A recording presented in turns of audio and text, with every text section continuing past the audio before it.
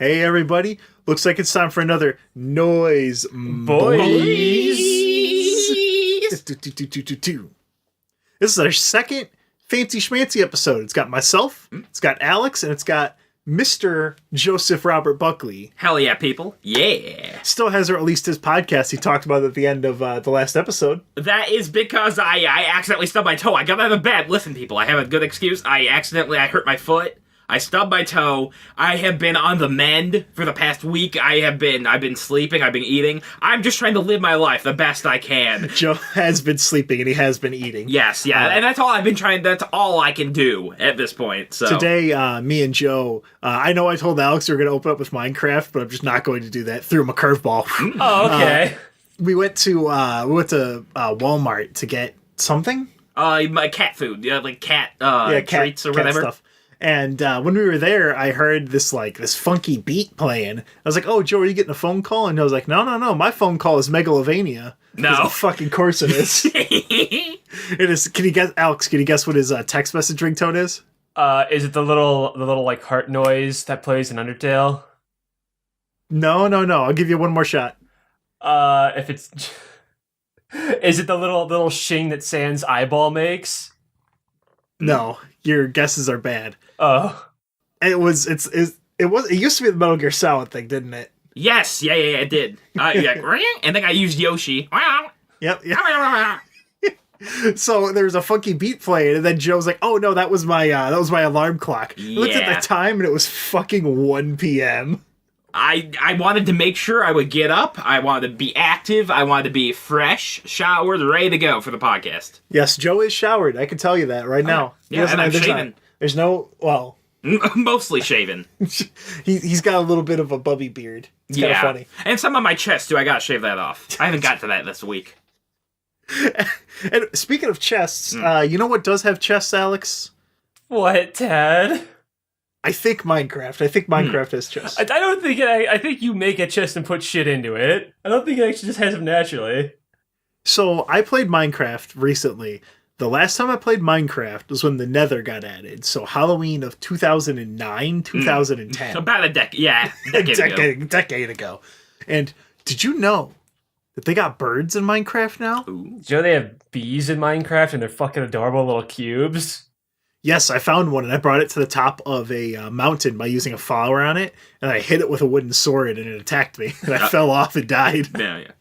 You gotta use like the ice to freeze the bees or whatever in Minecraft. So if you're playing Minecraft again, are you starting to be a VTuber? Am I gonna see an anime girl version of Ted running around here on our channel?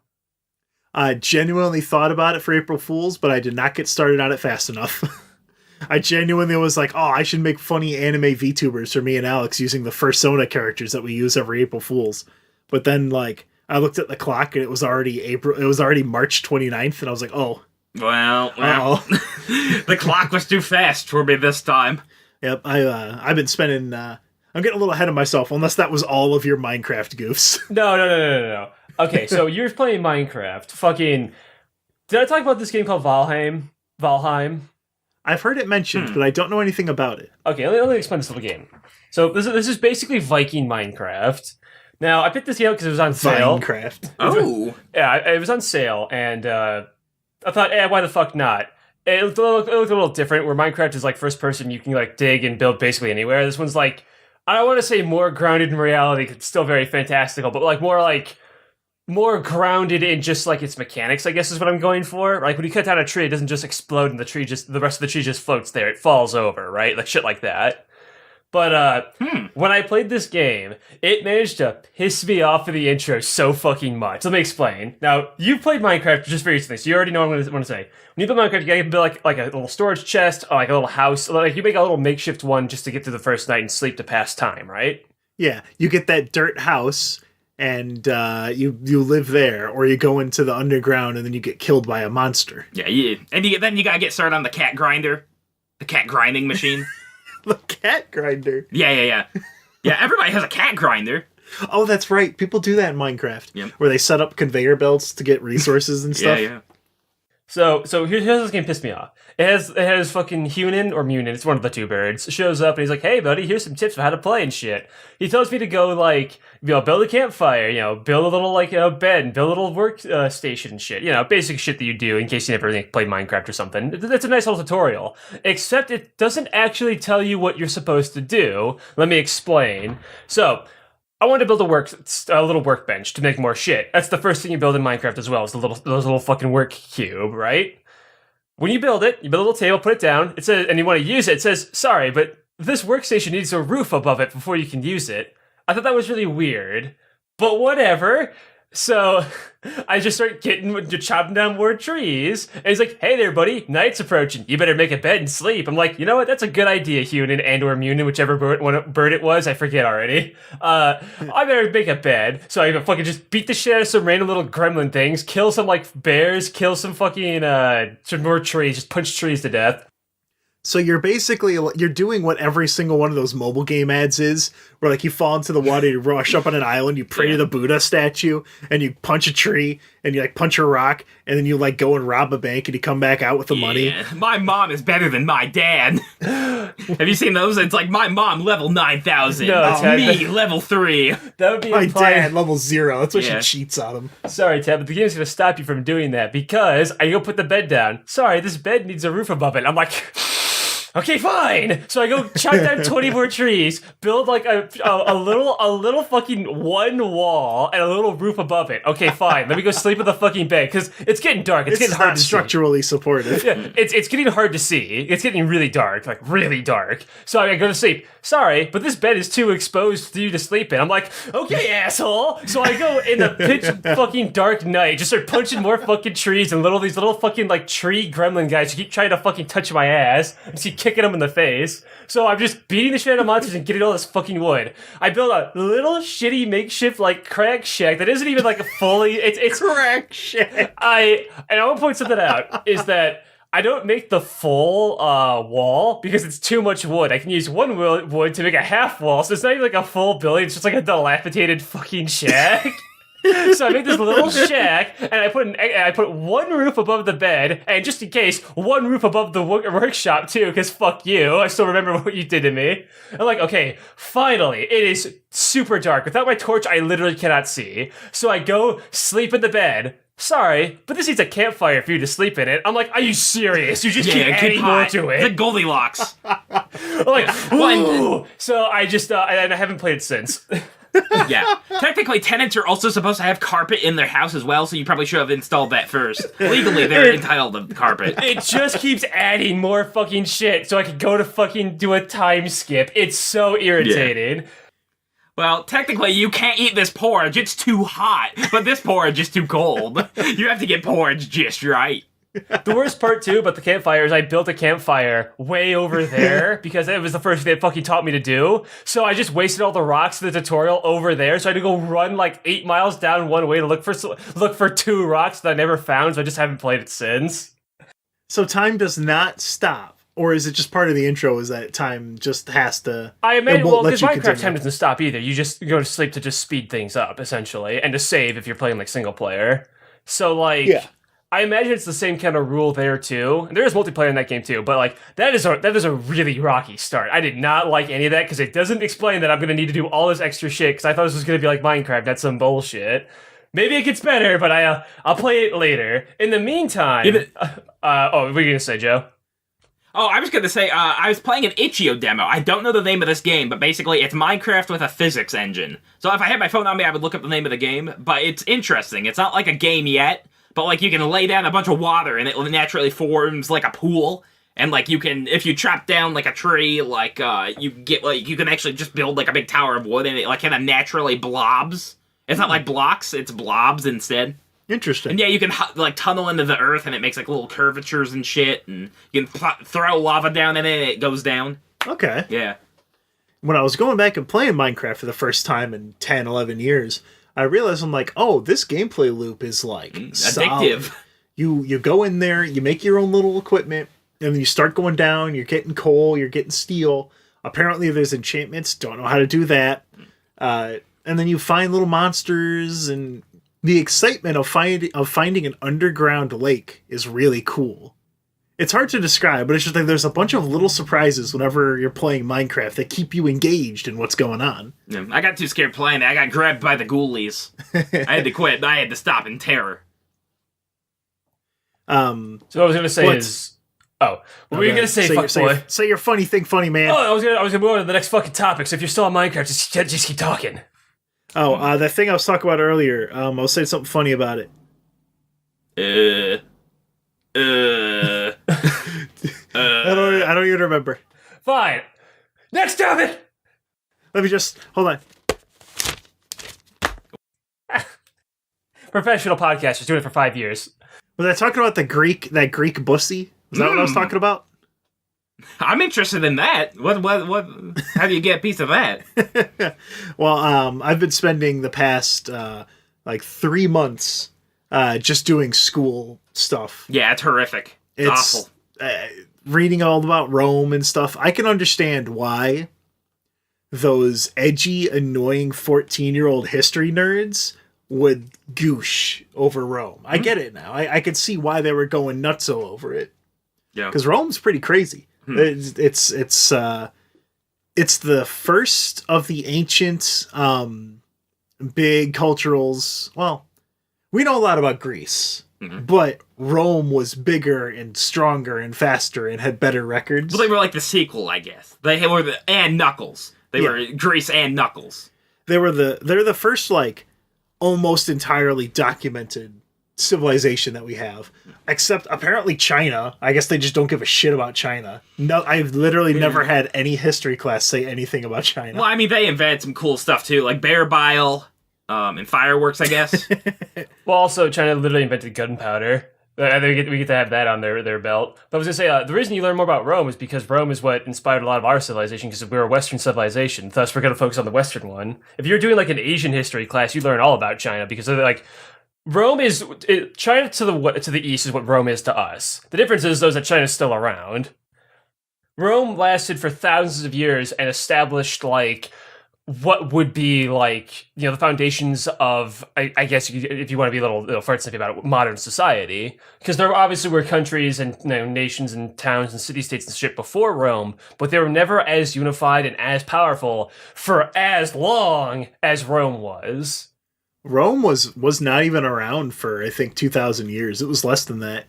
I think it was, I literally just spent the past 2 months going over this, but I think it was 400 BC. Maybe even earlier than that. It might have been Yeah. Well, that's what's so good about college, is the knowledge just sticks with you forever, and it's so useful, and it's so cool, and the degree does so much for you, and you never spend too much money on it, and you never have to pay off that money for the rest of your life. And you can go bankrupt and skip away that debt. Yep. Really cool thing about doing this online COVID scam classes is that I get to pay $2,000 to read my history book that I pirated from the internet because I didn't want to spend the money to get the book. Yep. And there is no lecture. There is nothing like that. I just paid a bunch of money to have someone give me questions at the end of each chapter to answer. So you basically paid for the Skillshare college. Yeah, I paid $2,000 for Skillshare. Yeah. COVID's made this all a fucking scam. Online learning is for chumps. Yeah. For chumps and old people. At least you get to see Kong versus Godzilla on your TV now instead of going to the theaters. That's what we got out of this. You don't watch anything Kaiju, Alex, do you? No, I haven't seen it. They were, my friends were streaming it in Discord while I was at fucking work, so I couldn't watch it. Yeah. You know where I watched Kong versus Godzilla, Alex? At work, because you have a desk job, yada, yada, yada. It was super late at night, and I was like, you know what? I'm just going to watch Kong versus Godzilla. You know what I did, Alex? I just watched Kong versus Godzilla. You didn't have to talk with your friends about it. You didn't have to form a little party. Yeah, I didn't have to support a local business. Well, the difference is that they fucking paid to rent it and then streamed it for us. I didn't have to pay shit if it wasn't at work. I like to watch movies in bed. I just lay there. I go... I get naked, I prop my pillows up on my head, and I watch my big TV in my bed. Yep. That right above your scary light, the one that when you plug it in, it goes... Well, I have a saw light, but I can't help it. I can't figure out how they pull it off of the wall. So I have to leave it there. I gotta ask. I have heard polarized opinions on Kong vs. Godzilla. I have never heard anything in the middle. It's either this is the best fucking movie ever, or this was fucking dog shit. Don't even waste your time. Which is it, Tad and Joe? It's. I haven't fine. seen it. I have no interest. Zero interest. What is it, Tad? I feel that people are overhyping it because we finally got a pretty good Western monster movie for the first time since, I don't know, the fucking Blob. The Blob's good, yeah. Yeah, so the first time in 40 years they've had a monster movie that was tolerable, so people are kind of sucking its dick just because of that. Yeah, I'm trying to think. I like Cloverfield. A lot of people hate that. They despise Cloverfield. Oh, I did like Cloverfield. I like that too. What's wrong with Cloverfield? Pacific Rim existed too. I forgot about that. Yeah. So, but in the past 40 years, we've had 2 good monster movies. And I don't even call Cloverfield a monster movie. That's more like a thriller found footage thing. Well, they use the found footage angle, but I mean, it is a kaiju movie. I mean, it's a big thing stomping around, destroying, but it's more focused on like the characters, like in the underground and shit like that. Yeah, but yeah, this Kong vs. Godzilla was good. Cloverfield was good, and then Pacific Rim was good. Yeah. It suffers from the same thing every fucking kaiju movie does, where the human characters are as bland and broadly appealing as possible, and they don't have any impact or do anything of importance. They do nothing, which makes you go, well, why are there even the humans here? Why don't I just get to see the monsters punching? And the answer to that is, I don't know. We don't know how to write movies. It's tough. It is tough. How are we supposed to write a movie if there's not a strong white male lead character with brown hair and or shaved head? Blue eyes. Who drives a car. Have blue eyes. And he drives the car zoom real fast. Yeah. Yeah, I mean, the big issue is that, like, the monsters can't talk, and the people really, really like dialogue. They basically demand it. If there's not dialogue every minute, it's an issue. Well, here's the thing. Why can't the monsters talk? I guess they could go like, because it makes it look and sound really, really dumb when they start just speaking to each other.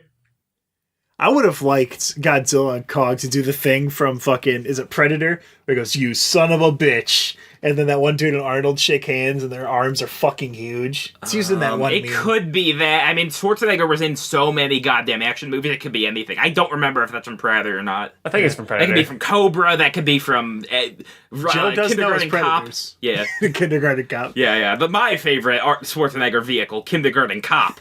We need Kindergarten Cop now. Yeah, more than ever. All the fucking school shooters. Yeah. School shooters wouldn't have happened if Kindergarten Cop was still in theaters. No, they actually canceled a couple screenings of Kindergarten Cop. It got pulled from a couple places because it's basically just like a cop like bossing around a bunch of children for 2 hours. Hold on, Joe. Your Discord got logged out. It logged you out for being inactive because it wasn't picking up on your voice. You know what, Joe? While you're doing that, let me go ahead and do our ad read for this episode. Listen up, my fellow tabletoppers, or dicey boys as we call ourselves in our community. I've got a podcast you should listen to. It's called Adventuring 101. It's a Dungeons & Dragons actual play podcast where 4 misfits from across the world of Faerun attended Adventuring Academy to obtain fortune and fame. However, they soon find out that their new school has a few more secrets than they bargained for.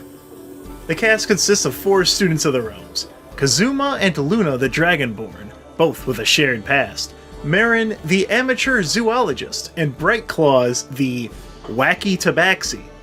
Listen in to a casual RPG night from the pre-COVID world as they quest together in Adventuring 101, available wherever you find podcasts. Sorry, Joe, your phone exploded. What were you saying about Kindergarten Cop? I was just saying, like, I think it's like a very toxic ideology that this film has. This film for babies, this baby film, is too toxic for us to watch now anymore. And I think we need to destroy copies of it. We need to censor it on Disney+. We really just need to spank this movie back into being good. Oh, wait, no, I asked you about Kindergarten Cop, not Godzilla vs. Kong. Oh, no, I think it's a beautiful film. I think it's really about the triumph of what kids will do if they're put in a horrifying situation. There was a whole goof there, but I got distracted because Joe's phone exploded. Yeah, so, sorry. We're going to move to the... Let me just grab my fake paper here and... Oh, Flip that over. was that a little man throwing watermelon on your paper? Did you draw it? Oh, Wow, I'm flipping through it. Look at it. he's jumping up and down. If I do it the other way, Joe, watch this. And all the people at home watch this too. Yeah, watch it. Yeah, it looks like... Oh my god, he's sucking his own dick. Yeah. That was amazing. That's really cool. I can do it one more time. One more time. Oh yeah, there he goes. And there's the balls. Balls popped in his mouth. That's amazing. That's really good. Yeah, you're like Hideaki Anno. Yeah. Speaking of which, Alex, did you see Kamen Rider is getting a bunch of crazy shit? No. I know you were a Kamen Rider. You were one of us Kamen Riders for a little bit before you left, because you said, and I quote, this is exactly what you said. That's gay fucking baby shit. Am I correct in that assumption? I believe that's what you said. Let me just adjust my tie here. Sorry, I think that what I actually said was I grew out of it. So this is Kamen Rider's 50th anniversary, I think. I don't know. There's some number that's significant, and to celebrate, they're doing a bunch of shit. Like the YouTube channel is putting out a bunch of official English subtitled Kamen Rider stuff. The dude who did Evangelion is making. He made Shin Godzilla in 2016, which was a really good kind of retelling of Godzilla, making hashtag make Godzilla spooky again. Make Godzilla breathe fire again. Real fire on set. Yeah, build back up Tokyo. Hashtag. And then he did Shin Ultraman, and I don't know anything about that. But... That's not out yet. That's not out yet. And then 2023 he's going to be doing Shin Kamen Rider, which don't know anything about it, but I'm not... Hideaki Anno, if I didn't pronounce his name right. No, that's about it. That's it. Pretty much. He did the Evangelion, and then he did a bunch of other shit. Yes. But he likes Kamen Rider for reasons that he doesn't like them for the same reasons I do. I like Kamen Rider because it is foreign, it is weird, it is kooky, it is different from the normal Western superhero bullshit. Like, there's basically never at any point in Kamen Rider, at least the ones that I've watched, like, oh, I gotta keep my identity a secret. Like, they just don't give a shit because it's not important at all. They're not doing a Batman, Superman thing. I mean, I think Anno is capable of kind of going goofy. He did Cutie Honey. He did he directed that a couple times. A couple times? There's like an anime version and then the movie version, and he directed 2 of them. I was going to say, Ted, you might like Shin, because Shin is different. So you remember how there was Amazons, which was like the edgy Amazon streaming Kamen Rider show? Yeah. That's what Shin was in like the 2000s. He was edgy Kamen Rider, where instead of like turning into a suit, he turns into like a bug monster, and he like hits people and kills them with his blade arms. See, I don't know. The Kamen Rider that I've enjoyed the most is Kaiketsu Zubat, a black leather Japanese cowboy man he was a wandering musician. And he'll go up to some situation. There's like a really bad outfit samurai who's exploiting this town, but he's also he's the best at gambling. And so he goes in there and he's like, well, I'm actually the best at gambling. And like they bet on pool, and he hits the ball and it knocks out the 4 bad guys around him and hits the cigarette out of the dude's mouth and then rolls in. And then he opens up his guitar and gets into a superhero suit, leaves, comes back in his flying car, and then whips the dude to death. That's the Kamen Rider shit I enjoy. That is the schlocky garbage 80s live action television shows intended for Japanese 5-year-olds that I crave. I don't think that's why Hideaki Anno likes Kamen Rider. Well, wouldn't you enjoy it if he got Final Cut and it becomes a 3-hour movie and then the last half is black and white and it's just about how each character just hates themselves and they're doomed and they can't fix each other? I would say, wow, you're really a one-note pony there, huh, Mr. Anno? He's only done it once. But to put it into perspective, someone like that dude who's super into Kamen Rider would be like someone in the United States that is still super into... Someone who is still super into 90s WWE wrestling and rewatches the 90s WWE and WWF. Like he's got a Stone Cold Steve Austin shirt. I'm gonna snap into a Slim Jim. Yeah, he's gonna snap into him Randy Savage style. Yeah. Woo! I don't think Randy Savage did that. That was somebody else. That was the Nature Boy. Woo! I don't know these wrestling Yeah, things. yeah. I only know like The people's five elbow. wrestlers. The only wrestler I need to know is the one that asked Rainamon, "Hey, do you smell that?" What's no, he cooking? me either. Start farting.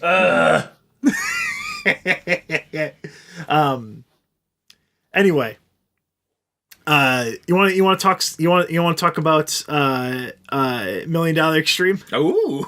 Okay, so what is we have amazing segues today. Professional podcasters, 5 years. What the fuck is $1 Million Extreme? Because Ted Listen, over here, Ted over I'm here. gonna justify it. Okay, fine. Explain the show I should have known about apparently 4 years ago. Listen, okay. I'm sorry, listeners. I am hopped up. I'm on my second rock star of the day. You get a little kooky. It gets the rock star in me, and I get a little crazy. Yeah. I get a little kooky. Ooh.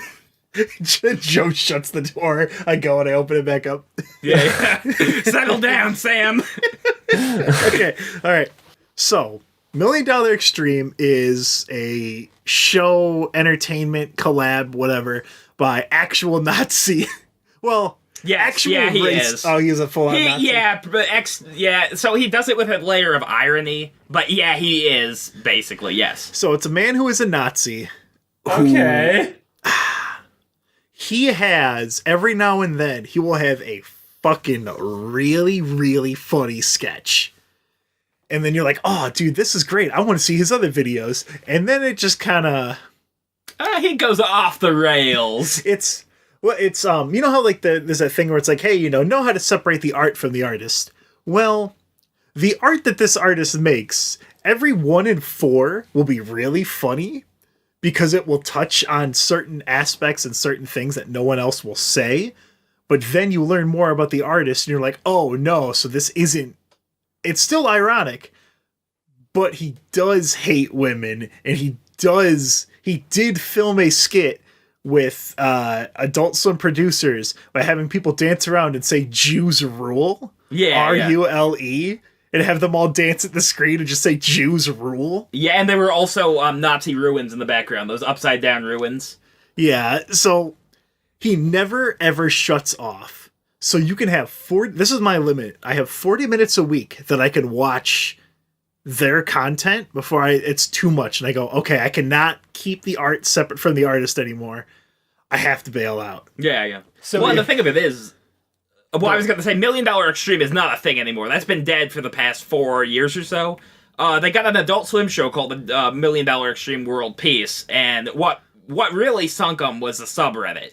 Basically, they had the $1 Million Extreme subreddit, and it was just crawling with Nazis. Yeah, unironic, Yes. fully Stormfronters. Yeah, so, like, Adult Swim really wanted Sam Hyde to basically kill the subreddit, but he wouldn't. And then Sam Hyde went in and, like, put in, like, a bunch of title cards in between the segments that just said stuff like whites are the greatest race on the earth, I fully support, like, the mass shooters in the world and stuff like that. Adult Swim and their sponsors support, like, Dylan Klebold and the gay one or whatever. Yeah. I think that's what it was. Dylan Klebold and the gay one was what he put on there. Probably, yeah. All right, Alex, do you know... This is a Sam Hyde show. Sam Yes. Hyde, yes. Do you know You could have opened there's with this... that, Ted. Oh, you know of Sam Hyde. Yeah, I know who Sam Hyde is because he's responsible for every mass shooting across the world, haha. Yeah, he did. He did that. Okay. So let me get this straight. Hold on. All right, I have to interrupt you here, Ted.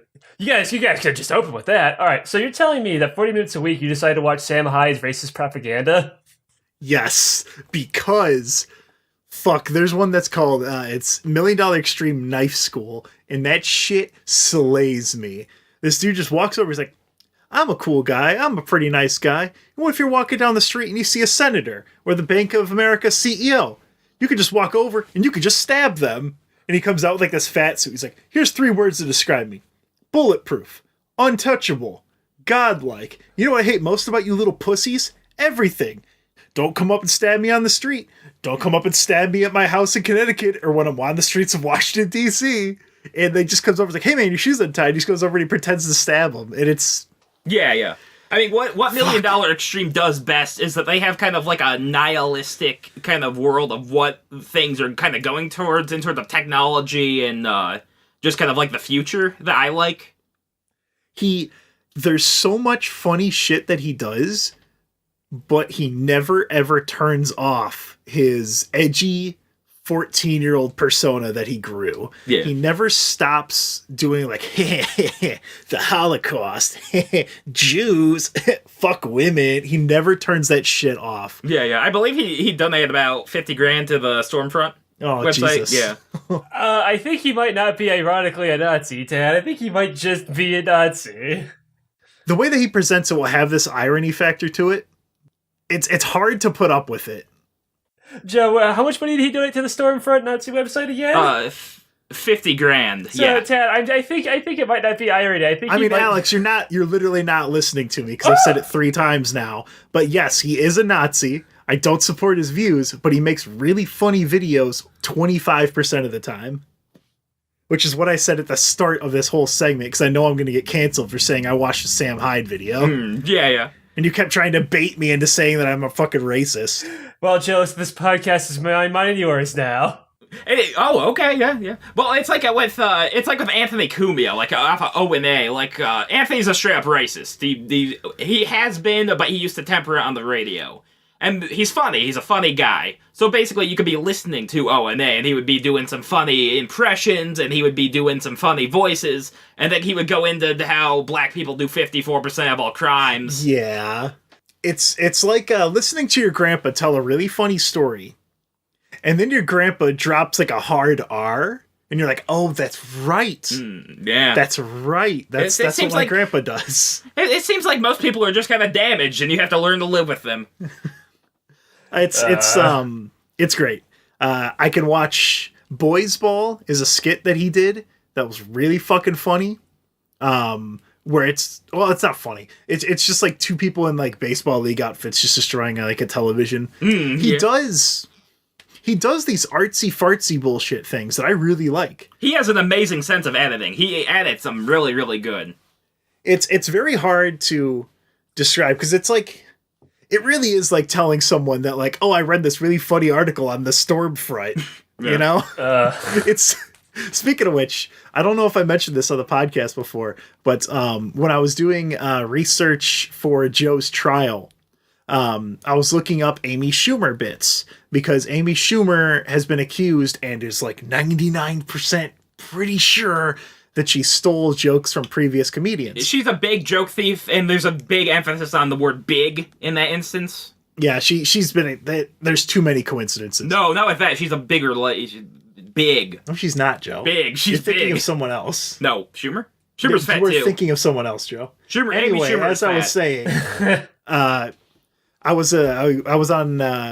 searching, and I just used the default search engine on my phone, which is Bing, and the third fucking result was Jew bitch Amy Schumer steals all of her jokes. DailyStormfronter.net. What?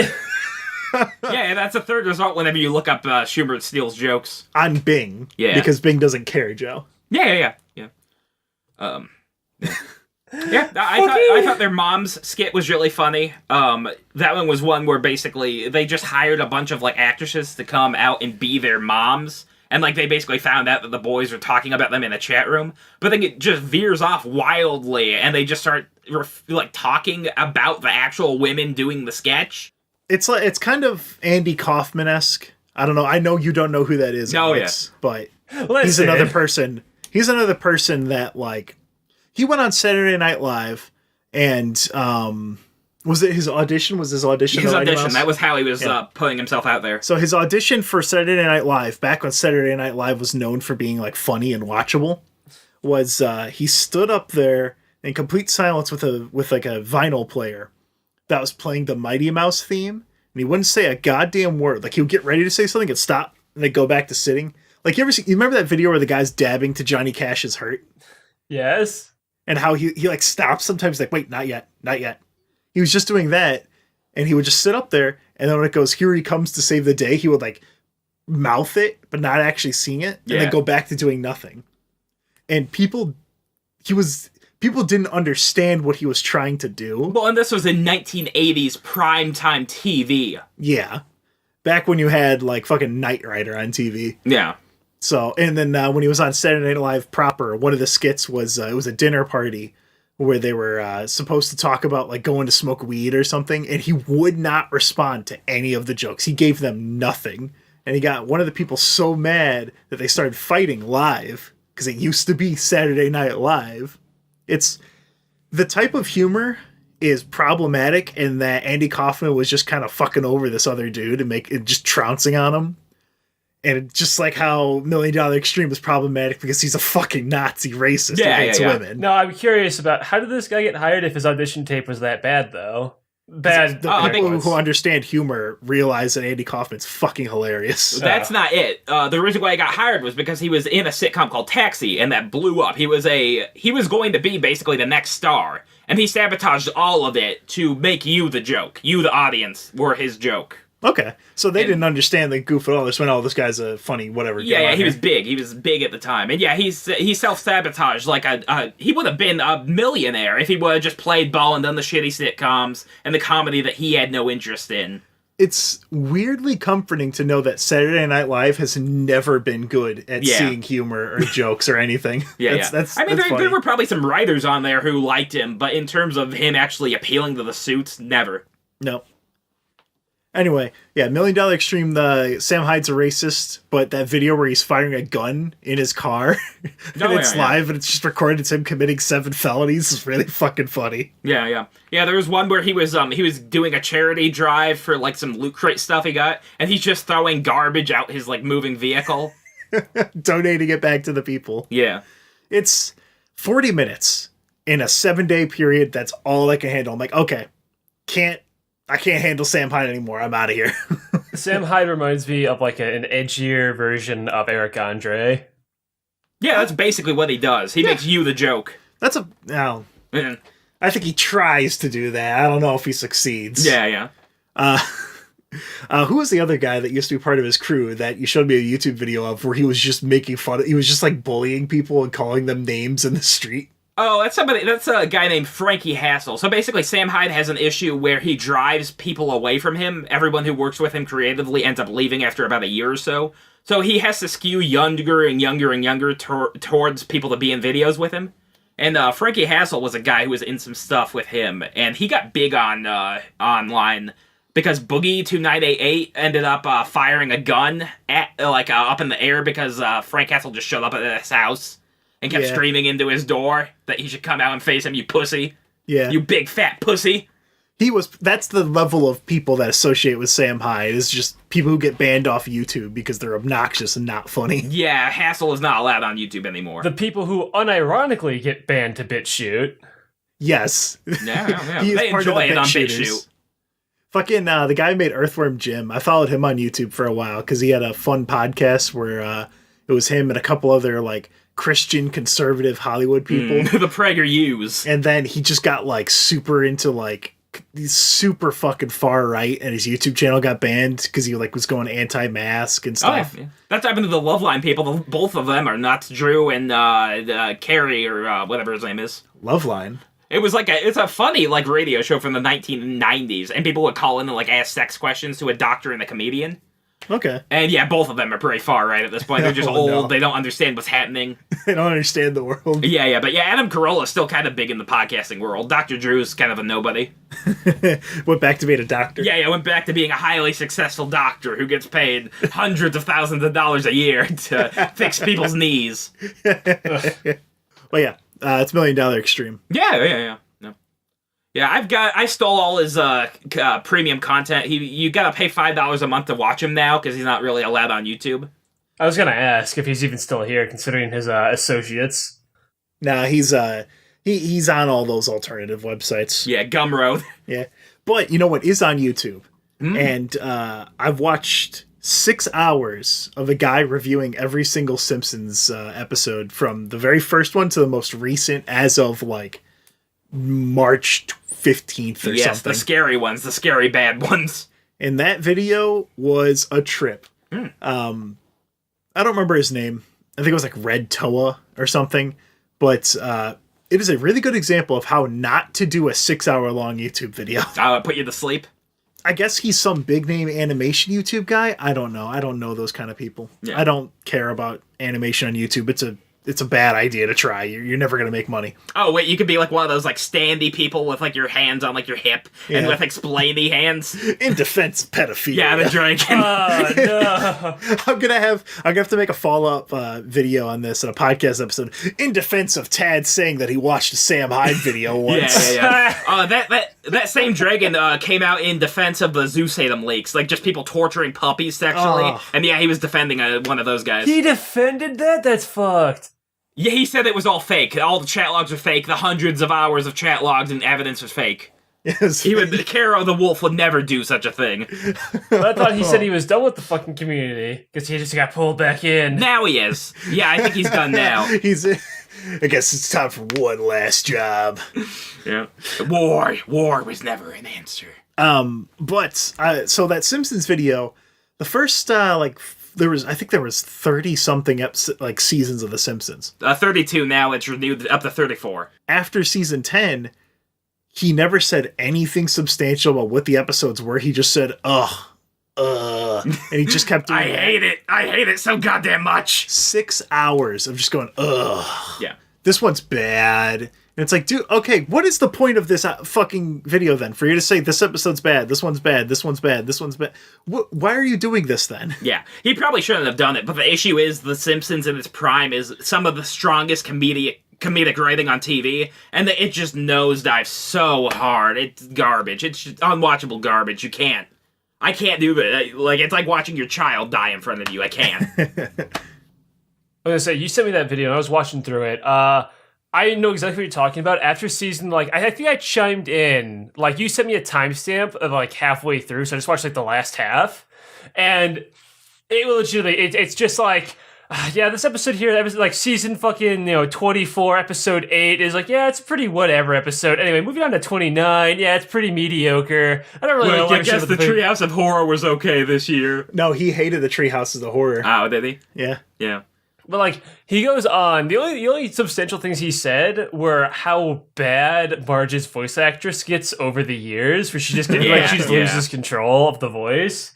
She's going to die, and 15.ai is going to replace The Simpsons. Vocaloid. What if they do that? Then they're going to have Hatsune Miku, Japanese superstar sensation. Oh yeah, she'll appear. I went no. They have the KDA K-pop group from League of Legends show up. Rick and Morty and some Simpsons. They already did that. Yeah, they did. Fuck. They got Werner Herzog. They got Alan Moore. They got the guy who does It's a Wonderful Life. Or It's Such a Beautiful Day. That squiggly line, black and white animator. Really? Yeah, they got him. The guy who did the video where the grape poops himself? Yes. Oh.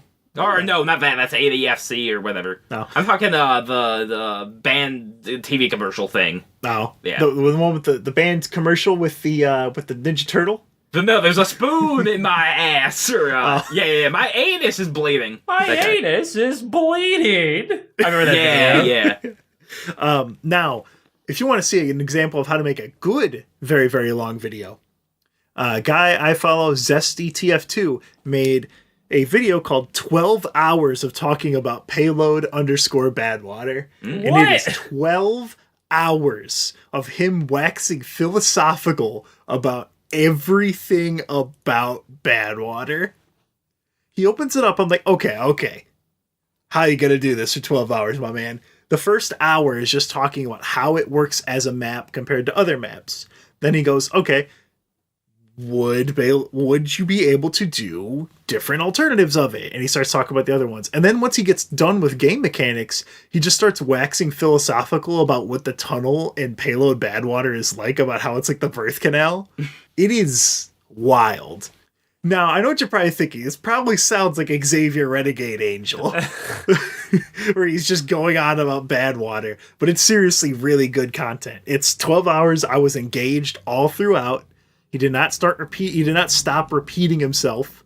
He goes over how each class can function in it, why it's so good, yada yada yada, all the variants that make it better or detract from it, yada yada yada. Yep. It's a fantastic video. It's how you do a long form video. You do it like that. You just really go at it. You plan it beforehand. Yeah. I've unironically listened to the Pipe Strip 1 hour analysis several times. He's really, really good. It's well done. Same thing, yeah. Yeah, they've got some strong evidence for this cat smoking a pipe being the center of the universe. I've noticed It that folds in on itself like a paper, like a comic, like a newspaper folds in on itself, like a spiral.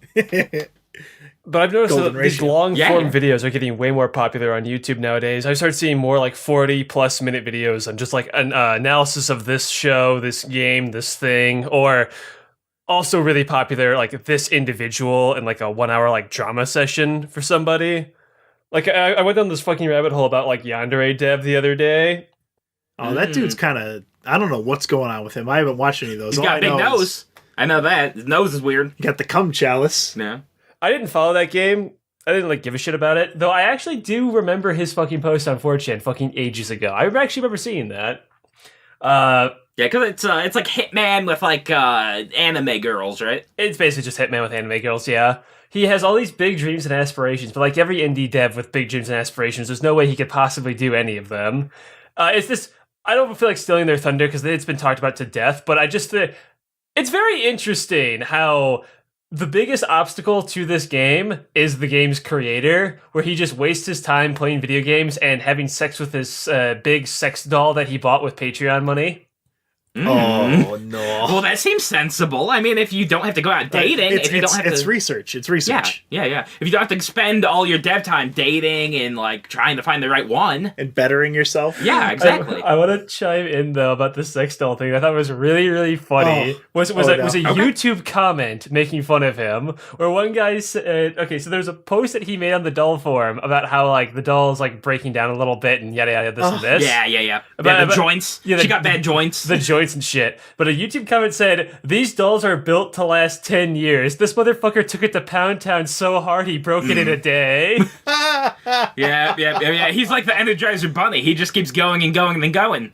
He just fucking destroyed it with this fucking Alex, mask. have you ever seen... Joe, you probably know about this. Okay. Have you ever seen the Sally Acorn doll that has a human skeleton in it? It's so good.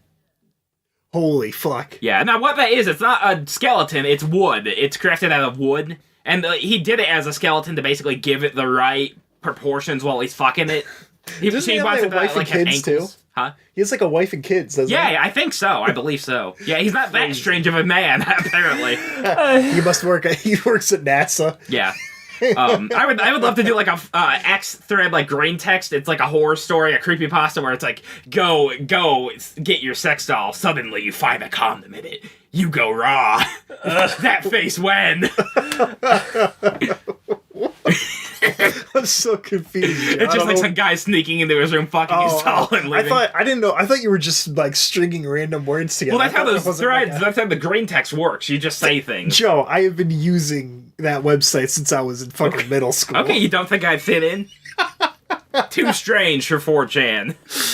Anyway, not coherent enough for 4chan. So I want to talk about this because this was on the list last time, but we didn't really touch on it. 2 video games I want to talk about. Halo 4, not as bad as everyone made me think it was. I played it and I had a pretty fun time. It's not the fucking second coming of Christ like people think Halo 3 is, but it's pretty good. And that is the extent of it. Yeah. Other thing I want to talk about. The Left 4 Dead 3. The People Back 4 Blood is what it's called. I watched a thing on IGN. They had a YouTube video where they were showcasing a full campaign. I had heard a lot of bad things about this game. I'd heard people spreading false narratives that you would not find upgrades across the map anymore, that you that there was just a ton of shit that was bad about it. Yeah. What it actually is that you have cards and a deck that you shuffle things into, so you choose like 10 upgrades or something. And then at the start of each level, which there's like 3 or 4 levels in a campaign, you draw a hand of those cards and you select one of them to put into play. So it might be something like bazooka or a bat or something. Or there's some that are just like you start with this weapon. Okay. Or you get one more spot to hold med kits. However, you get a minus something. Or the big Chungus has appeared. The bile spewer is on the map. Yeah, they all for the most part have some kind of nuance to them though. Like it'll be everyone gets 20% more ammo, and your guns deal 10% more, but there are 15% more zombies. And you also might sometimes trip, like in Brawl. Stuff like they have all these modifiers so that you can keep playing through these campaigns. Oh, a little bit random. Like, did you ever play Vermintide, Alex? No, but I wanted to. So what Vermintide does to kind of shake things up is that it has an upgrade tree. You know, there's the 4 or 5 characters, and they all kind of play a little bit differently, but then there's different variants on them. I didn't like that upgrade thing because you had to play through these maps as... I wanted to be the Berserker Dwarf, where you just go nuts and you have 2 axes. But I couldn't play as that one until, you know, I do this map 40 fucking times. Well, what they did to try and make things different was at certain points in the map, there might be a boss, or there might not be. So, like, if one of the starting ones is that you're in a big field. And in that field, you can get to the barn, and there might just not be any boss at all. It might just be a monster wave. It might be the warp abomination. It might be a witch. It might be all these different things. And you never know exactly what it's going to be. Yeah, I mean, people could have just been slacking it off because the same does this is like Evolve, right? Yeah. I know people were pissed off about that because it was like a $60 game with like a disgusting amount of like DLC weapons and shit. EA really fucked them on that. There was 4 different pre-order levels, and the game was meant to be played casually. Because if you play for serious, the monster never has any chance at all to win because it's 4 fucking players on 1. Yeah. You cannot win as a monster unless the monster is stupidly overpowered, and then it's not fun. Yeah, or maybe you get like the flying monster. I had the flying monster and I couldn't win with it. Okay. But Back 4 Blood has that variance to it. Plus you have the cards, and at the start of each area in the safe house, you find copper, or you find ammo, or you find pills, or you find pipe bombs, and all that kind of stuff. So you go through, it just seems like the next logical step for Left 4 Dead, where you have all the same Left 4 Dead mechanics for the most part, but now you have this extra thing. You have this stuff there's more variance and more options to change up how you go through a level. Yeah. I could decide, like, you know what? I really fucking want a shotgun.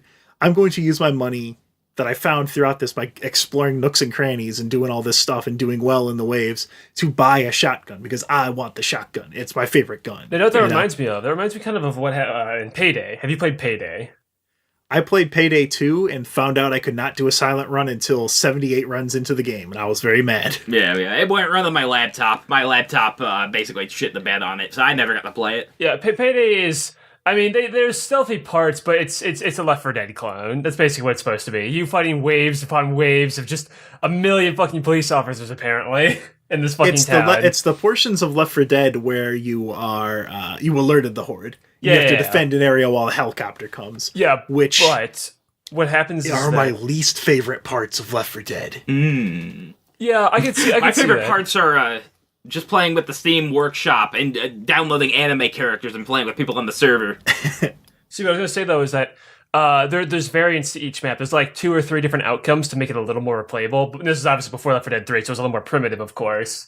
So it'd be like, you go down here, like underground, you have to dig through this thing. Maybe the drill will break, maybe it'll work just perfectly fine. Maybe there'll be cops, already like ready to ambush you, those little like stealthy ones. Maybe there won't be. You open the thing, like will the treasure or whatever be there, or will it have been a fucking like a bait thing with just even more cops? You get the idea. There's little like coin flips for each like scenario, but it can be the same vibes. They made GTFO. That was their next game after Payday 2. And that game, I tried to play it on my old monitor. Those zombies moved so goddamn fast, my brain could not process it. I could not understand what was happening. That game has a very big problem that I think is going to kill its ability to actually be a successful game. So, way in the past, with like old Nintendo games, they'd be fucking really, really hard, and no one really knew why. Well, partially so that you had the replay value. Yeah, you can't just rent it. Nintendo hated the renters. Yep. So they were really fucking hard because the only people that were playtesting them early on were the people who were making the game. So they got really good at things, and like GTFO, every time I tried to play that, what you do is you go in there and you go as stealthy as fucking possible. You have to walk over and you have to conserve your ammo because there is almost no ammo drops. You have to do all this kind of crazy, intricate, spook 'em up shit. and you got to slowly hammer dudes and backstab them and do stuff to get through there until you get to a certain point, accomplish the task, and then get the fuck out. But there's parts where you're forced to go into combat, and there's no tutorial. There's nothing that explains like good tactics or weapons or anything like that. So when these waves start, you basically just always fucking die because they've balanced it around people who understand these game mechanics and all these other things, which means when this game finally leaves early access, if they don't fix that and make the game like playable, it's fucking dead on arrival. Also, it's a $60 game. Are you fucking serious? Yeah. I like a 4-player co-op spooky game. That's awesome. I just wish it allowed for any margin of error. Yeah. I mean, there's room for like real high precision games out there. Like people are still playing Tribes 15 years on, but it's like the market's never going to be huge for those. Yeah. It's basically like Killing Floor. Okay. If Killing Floor was just like by default really fucking hard. Yeah, ultra hard. Yeah. Yeah, gonna make you a bitch. John Romero is going to make you a bitch. Die, Katana. Yeah. John Romero is going to make you suck his penis. John Romero, no. Yeah. It's in a Nintendo ad. Yeah, you've seen those ads, right, Alex? Not just saying words. Yeah, with Daikatana. I know about Daikatana. Yeah. Oh, speaking of making someone your bitch, one of the YouTube channels I follow, he finally did it. It's UIM Verf. He's an ultimate Iron Man in RuneScape, which means he has no bank, and if he dies, he just loses all of his shit. And he locked himself only to the tropical in islands. his room. In his room too, Yeah. yes. And he was able to beat one of the hardest end game pieces of content without ever leaving that island. He didn't get a single goddamn thing that required him to leave the island. Except I think once early on he got a pet, like a super rare pet, so he left to go insure it for 1 million gold coins, then he immediately came back. And then he died and he lost it, so whoops. What I was going to say is, first, when you said you're watching the Ultimate, I thought you were going to say the Ultimate Alt-Writer. 2. Well, sure, yes, sure. 40 minutes a week. Yeah, only. Me and Ted just like to laugh about it on the big screen TV. 2. RuneScape content. Okay. So, as Ted knows, I'm not a big scapey. I've tried playing RuneScape multiple times. I just can't get into it. It's so fucking I just slow. like to run and I just like to escape. I don't like to do them together. Yeah. I mean, I will never touch it. It looks so boring to me. Okay. So I mentioned this before, but for the old fans, if I remember my little breakdown with Elsewhere disappointing me with its new pay to win bullshit, I kind of cracked and went into this weird spiraling slope. But instead of like being a person and getting depressed about my life, I get depressed about video games. So I said, fuck it, MMOs are just bad. Fuck it. I'll play fucking RuneScape. I'll even play fucking RuneScape at this fucking point. And so I installed RuneScape. EverQuest for Joe. I installed RuneScape fucking like Pro Lite or whatever the fuck it's called. It was streaming on my fucking Discord. And I remember the quote my friend said. He just comes in at like 2 in the fucking morning because he lives in fucking Japan because he's a fucking weeaboo. He's like, why the fuck is Alex playing RuneScape at 2 in the fucking morning? He's just got the glassy red eyes looking at nothing in particular. Chopping trees. Yeah. I cannot get into RuneScape. It's so fucking dumb. However, when my friends are showing me RuneScape, and I didn't tell the story before, but it's going to be new to Joe, I genuinely think half of these RuneScape videos that my friends have been showing me are ironic. It's a lot like Danganronpa. I don't think anyone actually likes it. I just think they like to they pretend that they like it and then tell other people they like it and then start giggling behind their backs. They're like, these dumb pieces of shit think I actually like RuneScape. Okay, so I was watching. I'm sorry. I'm going to explain. There was this one video, and it might have been this guy you're telling me, where he was on like Karamja Island or whatever, only like super hardcore Iron Man or whatever. And there was this one obstacle course he had to go through. And so he had no HP, and he could only heal himself with like potatoes or something. That was his goal. He could only heal himself with raw potatoes. So he had an inventory chock full of them, but he also never leveled his health. So each one of these like little obstacles did like 20 damage or whatever, but he only had 20 HP, or he only had like 19 HP or something. So he's like, all right, I had to math this out of how many potatoes I could have, because I can't just leave, because I'll take more damage. I have exactly like 87 potatoes and stacked it in my sack, but so in order to conquer this challenge, I brought my friends with me. And then there's like this camera shot of all of his friends walking, but it's in RuneScape, so it looks like shit. So his friends like walking by. I call them the Potato Warriors. Each one of my 5 friends will glitch the game by walking through these before me, and as I mash click with the tick rate, I can pass through the obstacle without taking damage, thus saving at least 4 potatoes. So he's gaining potatoes. So he mapped coming this out on whole top. thing out with game mechanics to glitch through this obstacle course with his potato warriors to save his potatoes, to then fight this big monkey throwing like cannonballs at him to then have enough potatoes to fucking just face tank the fucking monkey. And I'm like, I thought this was so fucking stupid, but also really engaging because like it looks like shit. It's RuneScape. He put so much work into this. Yeah. I mean, if I was willing to put, like, work into a video game, I would do Dwarf Fortress instead. Willing to put work into anything in your fucking life, Joe. I work all the time. I worked at the movie theater. I worked at stealing movies. I worked at getting chocolate in my basket to buy $80 worth yesterday. Using my tax dollars, yes. No, I worked. Uh-huh. I couldn't get it. This is irony. No one actually likes RuneScape. This is all bullshit. Nobody likes Danganronpa. Nobody likes Final Fantasy Dissidia. Nobody likes RuneScape. It's all ironic. I'm a fucking life's a circus, and I'm the clown. Yeah. I'm the Joker. You want to know how I got these scars? To quote previous podcast host or guest, Dumbest of All Worlds, I'm like the Joker. I'll call up Little Caesars and order 5 orders of normal bread. Ooh. Speaking of guest stars, this is the last topic I have. Also, before I leave, good job, Verf. You did it. You beat the Inferno. Congratulations. You can now finally leave and go outside. I guest starred yesterday, so I didn't have Easter on Easter weekend because my grandma was sick, and we didn't, with COVID stuff, we didn't want to go over there. So we did it this Saturday. So I woke up, I streamed TF2 out of fucking nowhere. Yeah, that was really fun. I just played a custom man versus machine server. Then I went to my grandma's, and then I had to leave, and I had to rush. I had to drive 75 miles an hour. If there's a police officer, that's a lie. I did that in Minecraft.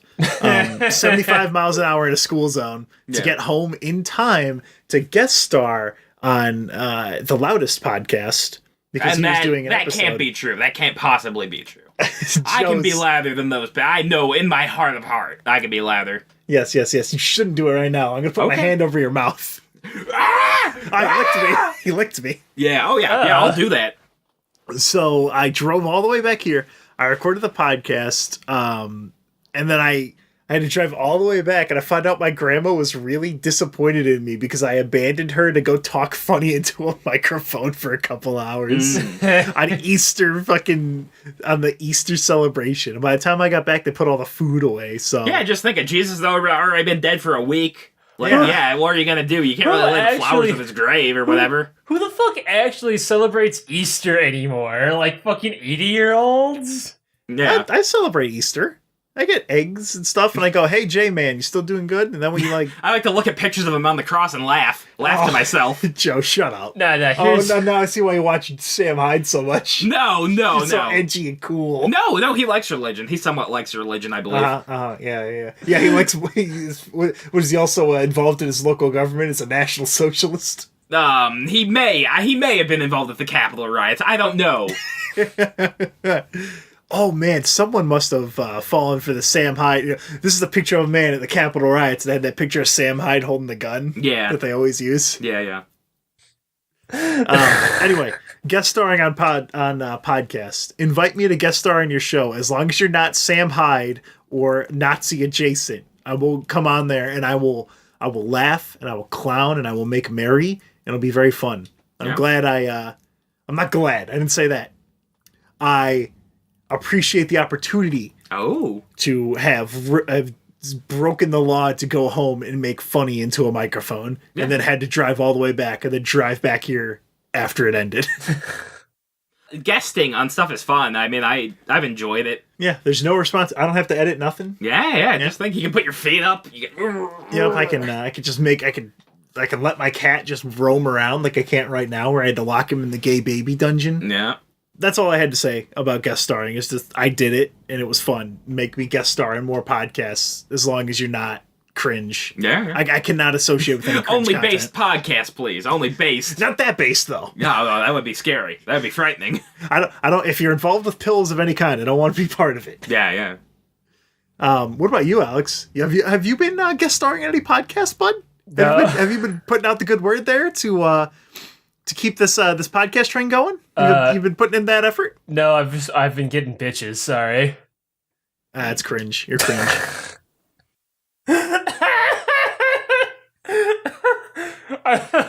I'm sorry. I thought my own joke was really funny. I'm sorry, Well, Joe. You keep talking. listen, I was gonna say, I was just say there's for every based person in the podcast, there's always gonna be a cringe one, Alex. So.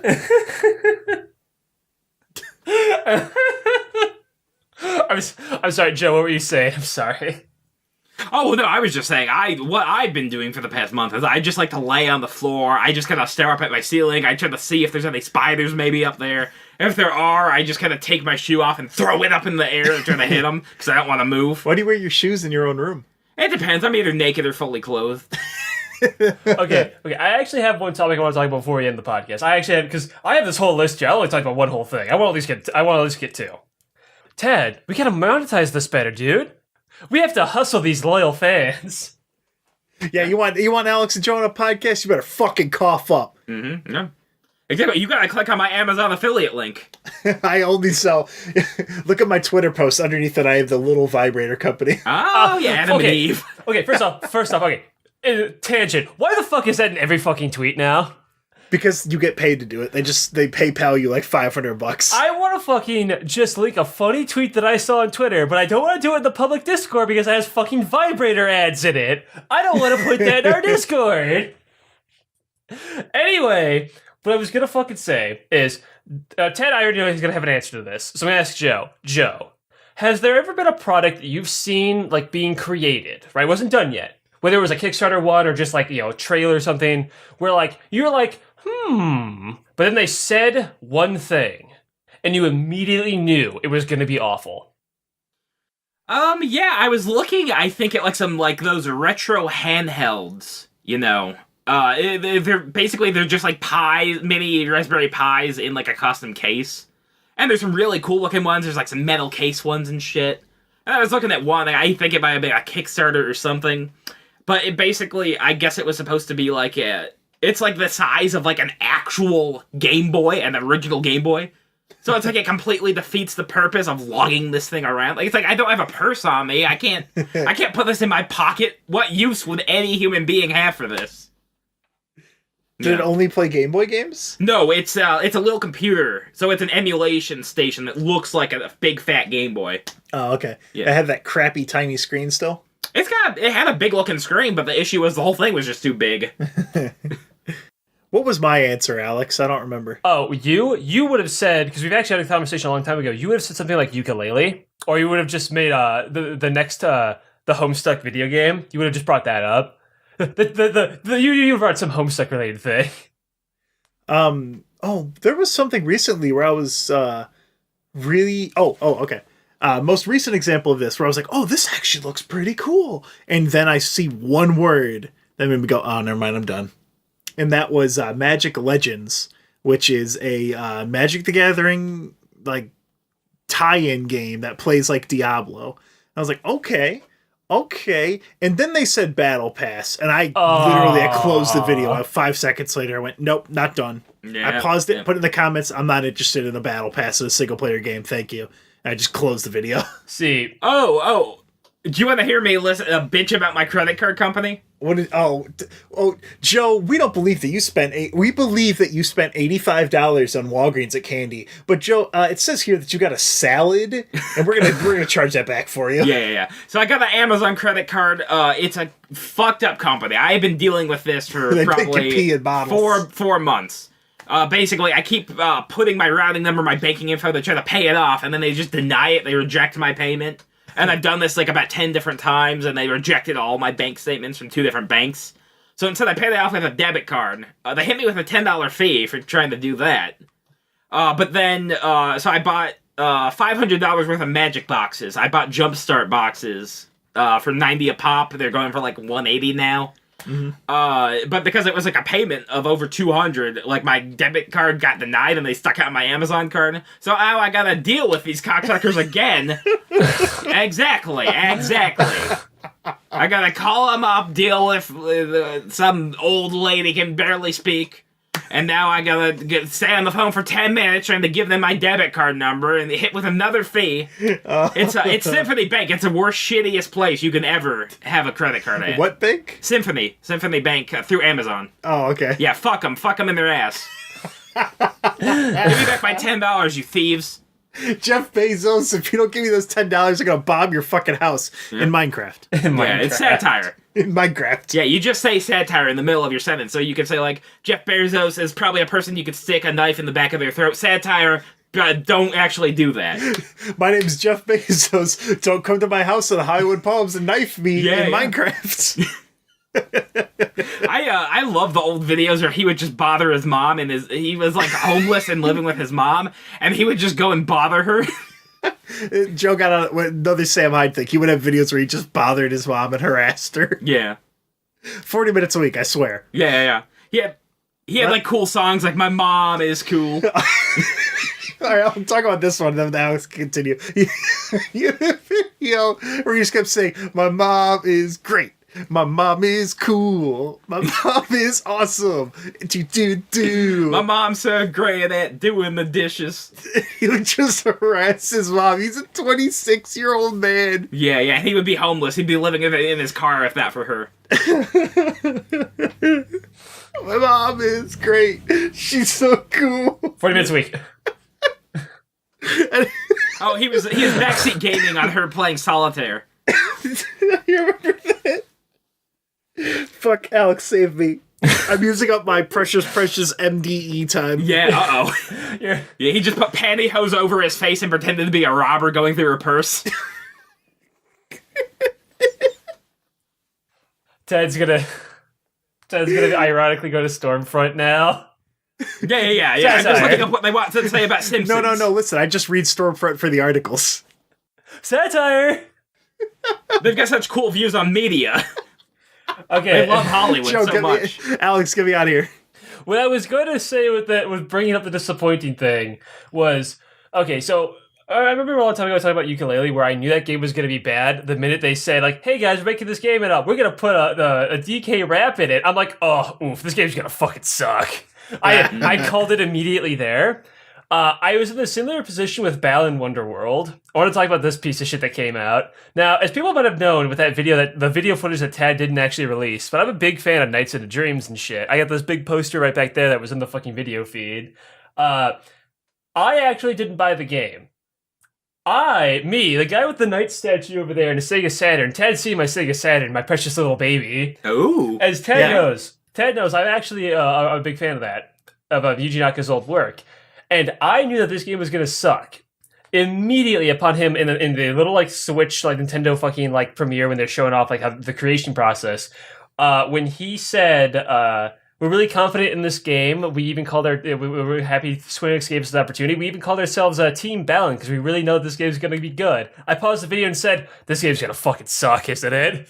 Why did that set off flares for you? Because of Team Sonic? Well, no. It's supposed to be flares thanks to shit like Kickstarter. I've noticed that the minute a person comes in with great confidence but nothing to show, because they didn't show gameplay yet at that point. Oh no! No game, only the trailer, which was the CG footage, and that was a Square Enix, aka Squeenix, aka a Squeegee funded cinematic, and Squeegee like.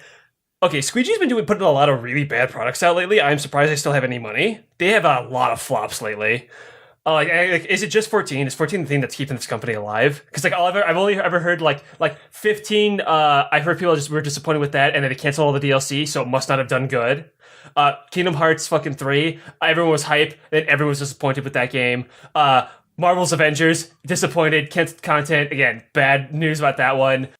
Final Fantasy VII came out. I'm sure that one sold a shitload. Yeah, I know the remake did good, I guess, but even before the remake, then there was The Quiet Man, which also was like a huge flop. Like, they've just been putting out fucking, like, what's the opposite of a banger? Quieters? But like with Squeegee, there was a Squeegee funded cinematic, and even if they're worse, Squeegee puts out good fucking cinematics. That's like their thing, right? So I knew no gameplay, massive confidence from a guy with nothing to show, but also here's the thing about Yuji Naka. Now, for those who don't know Yuji Naka, he made Sonic. He's the guy who's behind, like, you know how Miyamoto's like a crippled old man and is really bad and sabotages everything he touches? I don't believe Mario should wear, like, the Hawaiian shirt in Sunshine. That doesn't fit his character. Exactly. Man, he must have pitched a fucking fit about the sunglasses and shirt on Mario. Dude. Yeah, he did not like it. He must have shit himself in rage when they gave Mario short sleeves. Oh, yeah. Yep. He was disgusting. What does he feel about the tribal tattoo that he has? Unironically, from that Game Boy Advance ad. Oh, yeah. Back then, that was actually a huge deal. Unironically, Miyamoto did pitch a fit about rolling the sleeves up. He got fucking butthurt about it. He was like, Mario would never roll his fucking sleeves up. He's like, but it's a tropical climate. It's better fitting for the character. He's like, getting all fucking mad about it. And still went through with it, but it legitimately pissed him off. So you're actually right. But here's the thing. Because I know how Miyamoto works, with Yuji Naka, I was like, okay, Yuji Naka left the company a long time ago, because I know a little bit about Sega history. Do you know why he left the company? Every single console after the Genesis was completely fucked. Yes, but there's another thing. There's a quote that says, he was very difficult to work with. So because I knew that about Yuji Naka, and then all that he was saying, I knew this game was gonna fucking suck. Because I knew, just like Miyamoto, he's a crippled old man. He's a stupid, senile old man who doesn't know anything about making video games. There is absolutely no way this is going to turn out good. Yep, you shit in the group coffee pot one time and you're labeled difficult to work with. Well, I'm sorry, but I was drunk. Oh, you know who else is a crippled old man who disappointed everybody, which was another Sega guy, except I noticing a pattern here with old people and why they shouldn't be allowed near entertainment, at least with video games. The guy who made Shenmue. There's a really famous quote. Everyone's trying to see because it's in the Super Eye Patch Wolf video. Everyone knows this one. He says he doesn't even play video games. In fact, he played absolutely nothing and looked up nothing between Shenmue 2 to Shenmue 3. So Shenmue 3 is literally a product of its time 25 years ago, but made in like 2018. What is it? I'm kind of interested now to see it. Like, what is? I'll have to watch the video. You'll have to link me it. Yeah, I think the one of the biggest issues is that there's just, like, so much wasted time in between, like, each little segment that you're able to do. Like, every single day you wake up and you have to go put on your shoes, and then there's, like, a cutscene that plays, and somebody greets you with the same exact greeting every single time. Every single time you start up a day. Shenmue's on Steam. I've played Shenmue. Have you played the old Shenmue games?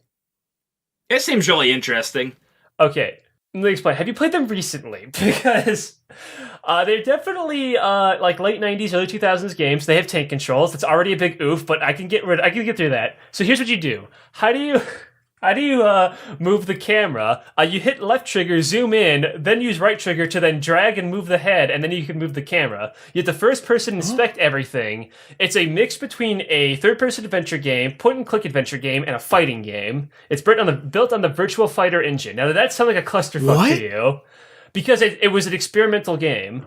You run around in like third person as Rio from Streets, and then like you have to investigate things. So you have to zoom in with your first person thing, and then move slowly around with the right analog stick or the mouse or whatever if you're using the PC port. So then hit right trigger to click on an object. Then like okay, so you examine a cupboard. In a normal video game, you would open the cupboard, get like an item. But Shenmue was like revolutionary for its time, where you would hand would go down, open the cupboard, and the entire cupboard and all the objects would be modeled inside there. Now that's really cool. As an idea, actually playing it and trying to rummage through every single fucking drawer to find the one object you need, to find the flashlight you need to then investigate the thing out in your backyard is a kind of a bitch. I feel like this dude probably should have put on like an Oculus Quest and then just made Shenmue 3 in VR, because that's kind of what like in Half-Life Alyx you do that a lot, where there'll be like a shelf and you'll just like go over there and you'll grab like a bucket and you'll just knock shit off of it or like dig through there to find ammo because you got a combine dude coming at you and you got to pop your thing open and put in the ammo and shit. Yeah, like, but imagine, Ted, instead of you happen to use your hands and do some like innovative shit, you go up to some guy and he's like, hey, and it's like your bit crunched audio because it's a fucking Dreamcast game. Hey, do you remember that day when the snow turned to rain? And there's some motherfucking Chinese guy say, fuck you, bitch. And then the camera will turn to the side, it'll say fight, and you'll be playing Virtual Fighter as Ryo from Streets. And you have to do, unironically, fighting game inputs from Virtual Fighter to then do moves for Ryo to then kick the ass of this random motherfucker who challenged you to a fucking fighting match. And as you... I mean, the biggest... Oh, what were you going to say? Yeah. I was going to say, well, the biggest thing that people remember of it is that you have to be like a forklift driver, and there's like hours you have to spend in this game moving shit around with your forklift to get paid. Tad, the game is legitimately... listen. It's cool. I get why it's historic, but even me as a Sega guy, it's very experimental. And it's full of stuff. It's very much like we just sucked a bunch of ideas of how can we waste your time. Like I remember there's this one thing I did because I was streaming it for my fucking friend. I walked down to the arcade. You could play fucking Space Harrier, by the way. It's just in the fucking game, which is fucking sick. But there's a little gachapon machine outside the thing. So my maid at my fucking dojo gave me like $10 of fucking like US dollars, and I walked up to the thing. Yes, $10 US, which is 400,000 yen. Yeah, and you can go to the gachapon machine. I'm like, gotcha. I gotta do it. I gotta see what I get. I crank the little thing. I walk over, put the coin in, turn my hand, crank the thing. It's so fucking slow. Then it moves, puts a little ball out. Ding! I get a little Dr. Eggman from like the classic Sonic. I'm like, oh shit! And then Ryo says, the gotcha addict, like, maybe I should try another one. And then you can just keep hitting the fucking button and just waste all your money cranking out these little old Sega models. You can get Virtual Fighter characters. It's almost like the Melee trophy system. You can get them from like a shitload of Sega games. Maybe I should try another one. Yeah. I love Ryo's voice. It reminds me of Den. JC. Yeah, JC, where JC's like really deadpan and kind of like a Tismo for like maybe all you of his should try dialogue. getting another one. Okay, where? Maybe you should try getting some yen at the dojo. So here's a little fun story about Shenmue. All the Take voice this actors, soy food. The voice actors were not hired based on their acting performance. They were hired based on how closely do they look like the characters in game. So no modeling, and they weren't modeling on them. So I'm gonna say this. I think I'm understanding why Sega failed after the 90s. Well, and they gave Shenmue like it was something like $100 million. It was expensive video. It's an expensive game. That's why it had a day and night cycle, which was back then was new. It had characters like running around having like schedules and shit, which again back then was new. It had it's almost like Majora's Mask a little bit. Yeah. It had everything that like you take for granted now was like made in Shenmue. Shenmue was a very experimental title, and it's very like historic to video games. Nowadays, it's very fucking dated. As I walk up to this fucking Japanese half Jamaican guy, said, "Hey, man, what's going on? You want some tips about how to learn some fighting moves, man?" And you're just like, "Do you remember that day when the snow turned to rain?" "Yeah, man, I was sitting here checking around, man." And I'm like, "Thank you for your information. Hello, I'm looking for some Chinese. Do you know any Chinese?" I remember, oh god, this is one conversation where Ryo's such a fucking tizzle. I had to talk about this one. You learn about Chinese. To find Chinese, you have to go to the Chinese restaurant. So you go to the Chinese restaurant guy, and you're like, "Do you know about the 3 blades?" "Ryo, why the fuck would I know what the 3 blades are?" "Well, you're Chinese." "Ryo, not every Chinese person knows about the 3 fucking blades. Get the fuck out of here, Ryo." He's like, "I'm sorry for being offensive." And then he just walks away. Like, he's so fucking stupid. I love the way Ryo talks. "I'm looking for some sailors." Do you remember that day when the snow turned to rain? He says that it's the same fucking line to every fucking person. I'm asking a little girl that, I'm asking some old man that. It's so fucking dumb. I gotta play that game again. It's so fucking good. It's so fucking bad. Well, bad by today's standards, but the reason Sega failed, hashtag this is a gross summary, because Sega's whole thing is they wanted to be the first to do X or Y. It didn't matter if it was good. They wanted the first fucking 16-bit console. Who cares if we're early and the technology's experimental? We want the first CD drive. Who cares if it's all bit crunched and just shitty FMV games? We want the first goddamn day and night cycle fucking fully voice acted video game. Who cares if it's really clunky to play? And we wanted the first internet fucking based console with a Dreamcast. You can plug into your fucking you can plug into your fucking Ethernet port. You could fucking play it online. They came out with like 4 consoles within like, what was it, like 2-3 years? With the 32X, the CD, the Saturn, and then the Dreamcast. Did you know the Sega Dreamcast is one of the first, in fact, I think it might be the first game that ever had a downloadable content? Yes, you could connect to their Wi-Fi service. Although there was like a Super Nintendo thing you could download somehow. Yes. That was it was Satellaview. And basically, you could play all these exclusive little games. They remade Legend of Zelda with like the Link to the Past engine, and they did like a brand new Zelda Quest too. They did like exclusive Kirby games that are lost to time. We still don't have them yet. How unfortunate. But yeah, that was Sega's big thing, is that they were just a bunch of idiots who were trying way too hard to just make gimmicks and innovation without actually thinking, how do we do this well? We just want to do it fast. And then they just lost. But yeah, anyway, that's why I knew Balan Wonderworld was going to fucking suck balls. Oh, I want to point something out too. There's another thing. Another business decision why Balan failed. Alright. First, Balan Wonderworld is the worst fucking title ever, Yuji Naka. You're a fucking hack. Why the fuck wouldn't you call it Balan Wonderland? That sounds so much better. That rolls off the fucking tongue. It's not Balan Wonderland? I always just assumed it was. Yeah, everyone does.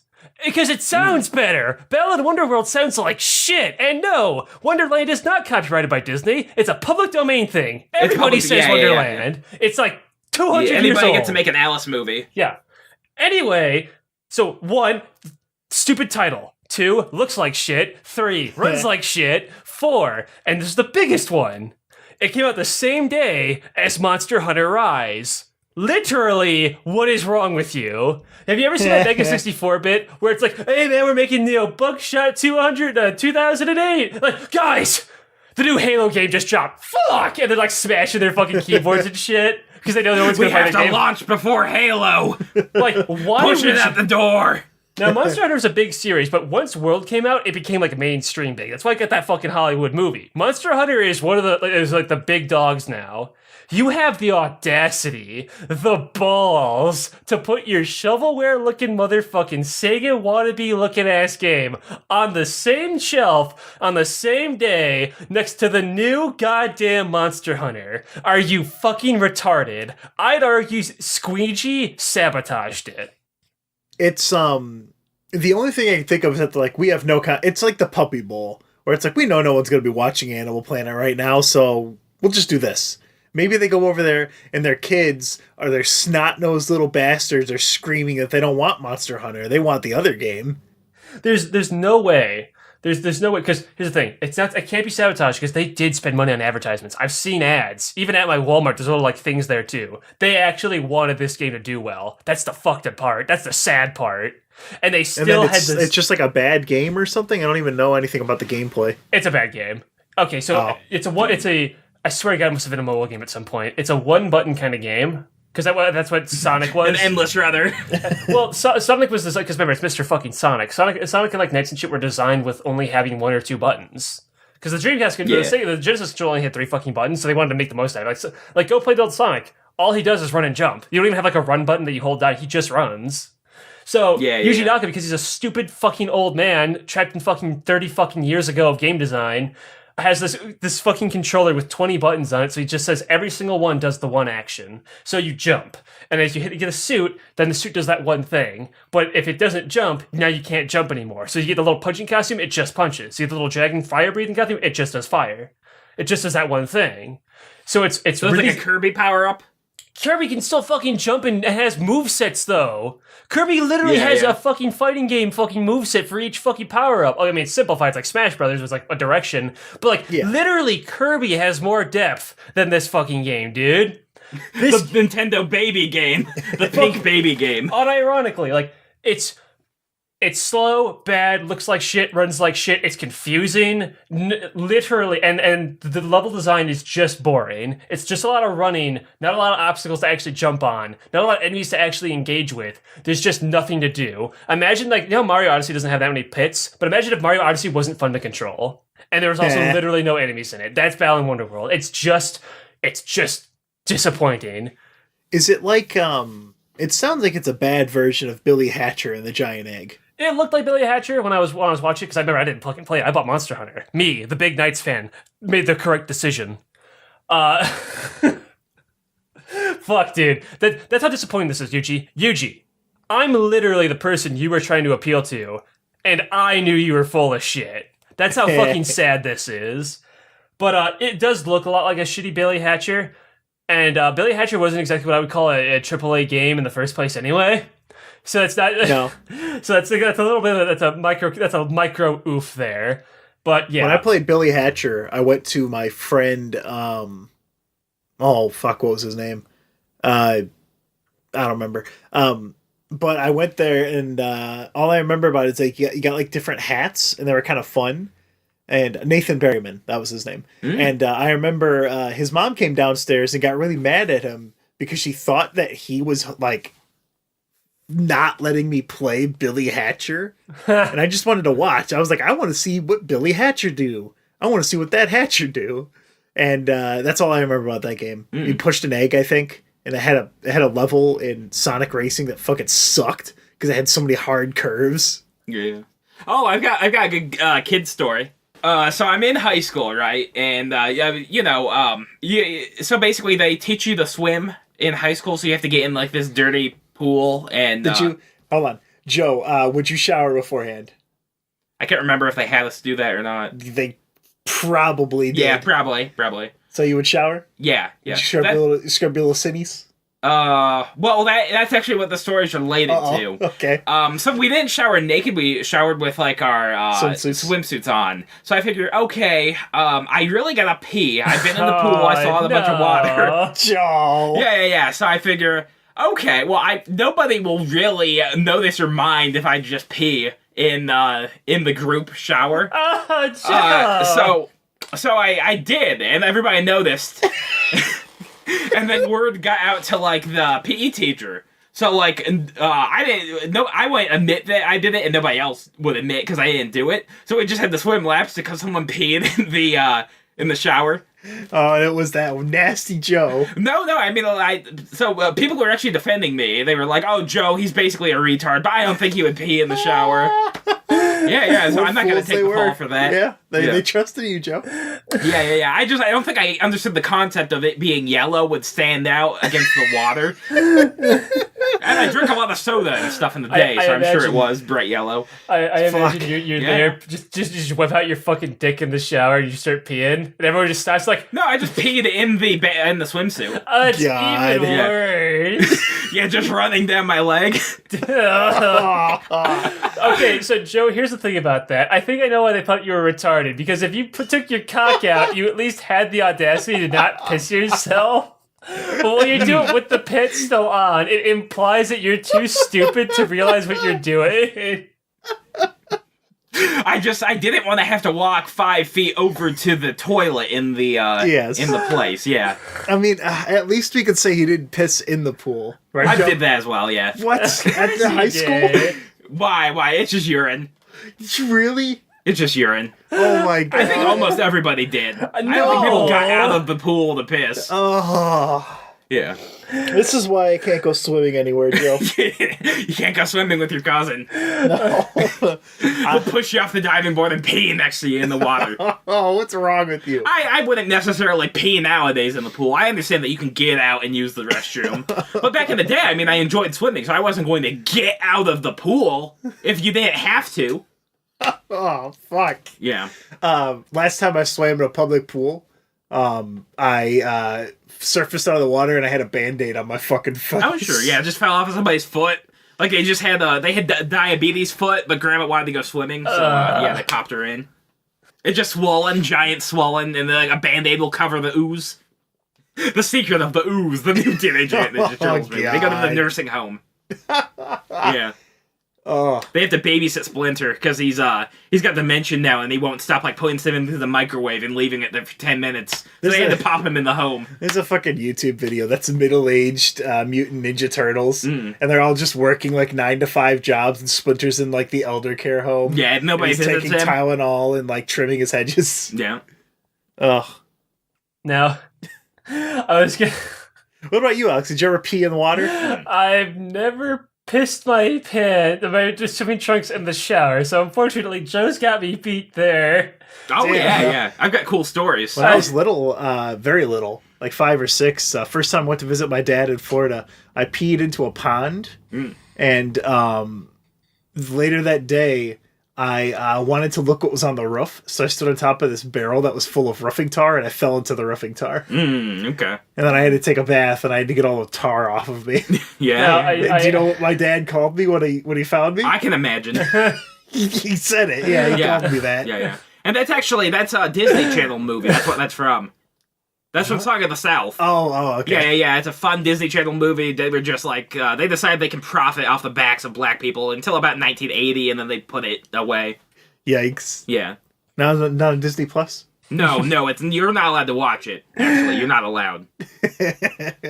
I do remember when I was a little kid, I remember me and my stepbrother were watching Newgrounds cartoons. And we watched one, because that's what kids did back in the day before YouTube took over. I remember there was one Flash we watched. I don't even remember what it was, though, but it was so goddamn funny. I lost my fucking marbles, like full eye, red face, closed eyes, like out of breath laughing so hard that I pissed myself. So I don't... Here's the thing, I don't remember what it was, but I can guarantee you it was not that funny. I can guarantee if I watched that same cartoon today, I would think it was embarrassing how funny I thought it was. I don't even know what it was. Let me take a guess. Was it... Okay, would it have been something video games related? Super Mario parody. I legitimately, I have no idea. Because I cannot remember what it was, but I just remember laughing so hard that I pissed myself. And then laughing harder because like, oh shit, I didn't know that was possible. That's fucking hysterical. And then just kept laughing even harder. Like, isn't it funny how like Mario punches Yoshi in the back of the head to make him jump? That is canonical that he doesn't punch Yoshi. It had to be something, it's me. I still do PP jokes as an adult, so it had to be something PP related. It had to be some lowbrow, like low-hanging fruit, like penis joke that just made me lose my fucking mind as a kid. I had something similar. I didn't piss myself, but I did laugh so hard I started seeing sparks. There was a video that was put up on the Trailer Park Boys YouTube channel, where it was like the puppetry, fucketry improv hour. And it was a 35-second long video. 30 seconds of it was the intro. And then a parrot just went, "Do you guys want to talk about sex?" And then 5-second outro. And I busted a fucking gut, dude. It was the biggest fuck you I've ever seen in my life. It reminds me of a condensed version of Too Many Cooks. You know, that Adult Swim bit? Yeah. An 11-minute intro for a 5-second clip, and then it just ends. Do you remember that video that I showed you way back when, where it was like Let's Play Gamers Rage 41758, and it's like the military guy, and then he goes like it's like you beat the bugs, and then he goes to work at CVS, and it just goes nuts. That video is fucking actually. I think that video was ahead of its time by like one whole year, because that's basically that's a decade in internet time. That video is fucking genius. I need to rewatch it. Yeah. I remember watching these cool Flash animations back in the day called Bunny Kill. It's basically like Madness, like that Madness series with bunnies, and they slaughter like 100 bunnies with like swords and shit. But I went back and looked at that creator's like Newgrounds page, and apparently like a decade ago he just had a nervous breakdown because there was too much pressure to make bunny kill animations, so he just left Newgrounds because of that. Oh, dude, the Super Mario Bros. Z guy had the same thing happen. Yeah. Oh, Super Mario Brothers crossover. It's like the greatest little Flash game you've never played. But they did a Kickstarter in like 2012 to make that into a non-Nintendo game. And then they just took the money and ran. That never came out. That's those fuckers. I was gonna say though, speaking of madness, because I got into Friday Night Funkin', aka Friday Night Funkin', I got into I was rewatching Madness because Tricky the Clown is a mod in that, and it had me this wave of nostalgia because I remember watching Madness as a kid. Because that's what kids watched on Newgrounds back in the early 2000s. And just there's this compilation of all of it on fucking YouTube. It has like 1.5 million views because Madness is still kind of popular apparently. And dude, it's kind of fun going back and watching this thing, but all at once because you kind of see like you didn't notice it like as a kid when they're just coming out, but when you see it all at once, you see Crinkles get better at animating though. Like the very first Menace combat is almost like an animation test, really, just like the little gray dudes just punching and killing the shit out of each other, right? But then 2, he kind of integrates the story into it, and then 3, like he has this new like themes, like Hank dies in every single episode, and like he attaches like a new like piece of gear to him, right? But like by 4, he's got like camera angles and like shading and shit, and then it just keeps getting crazier and crazier and crazier.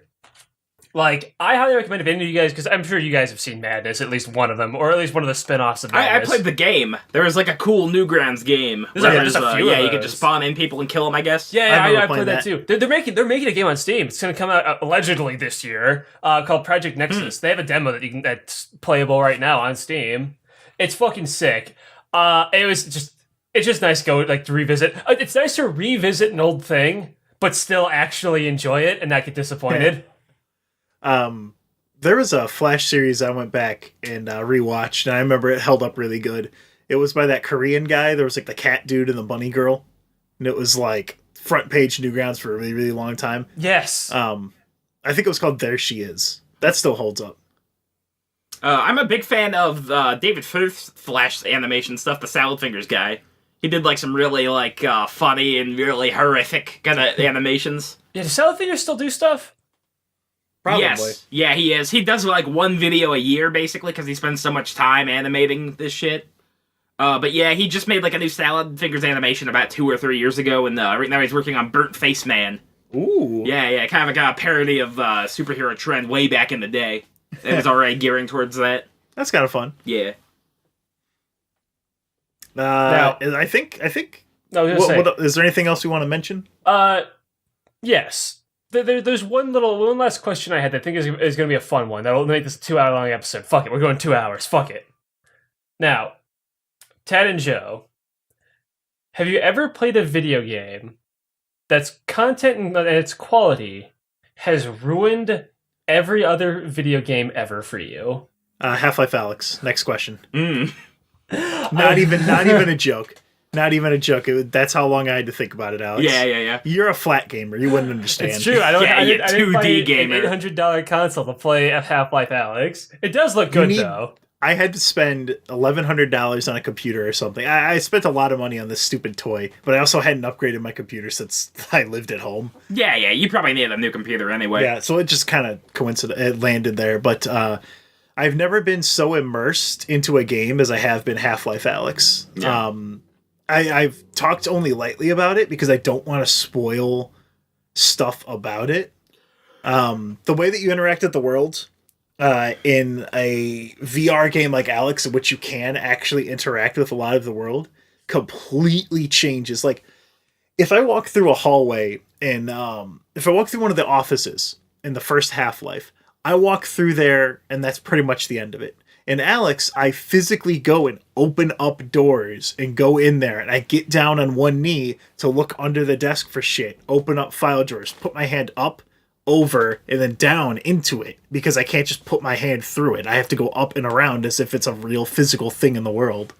And there's so many small things like that that got me engaged in what was happening that I've never had that. I've played a lot of fucking video games, but I've never had something as immersive as Alyx, and I don't know if Valve's going to make any more of them. I don't think they are. I think they're going back to the fucking flat gamers have convinced them. Yeah. No, I mean, they're working on 3 other VR games, I guess, right now. If any of them actually see release, we'll have to be seeing, but they're working on 3 at the moment. Artifact VR. Yeah. Fucking honestly. Ricochet 2 VR. What about you, Joe? Binding of Isaac Rebirth made it really hard to go on the other roguelikes, just in terms of the sheer amount of content that Isaac has now. Yeah, there was a recent big update. Yeah, that's very good. So basically, Repentance made the game hard again. Like, basically, I'm losing runs again now, as someone with 1,300 hours in the game.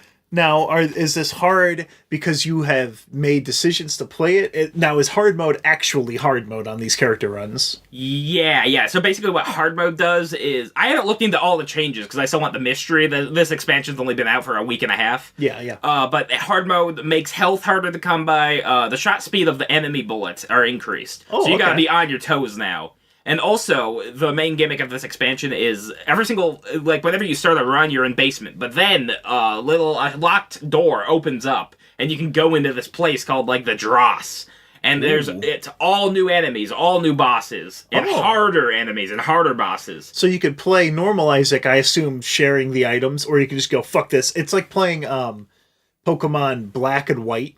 When you played those, you only had new Pokemon until you beat the game, and then you could go and get new ones. Yeah. And the old ones, I should say. Yeah. And the big thing with this is, I haven't looked up how to do it yet, but every single character has an alternate character now. There's 34 characters now in this game. Ooh. That's a lot. I wonder what Eden's difference is, because Eden is just randomized. Yeah, I haven't looked into any of it. I think the Lost, he goes back into pre-Lost, which is going to be a bitch and a half to do, because I completed him in Rebirth, one-hit death, no Holy Mantle. Ooh, so you got one hit and that's it? Yep.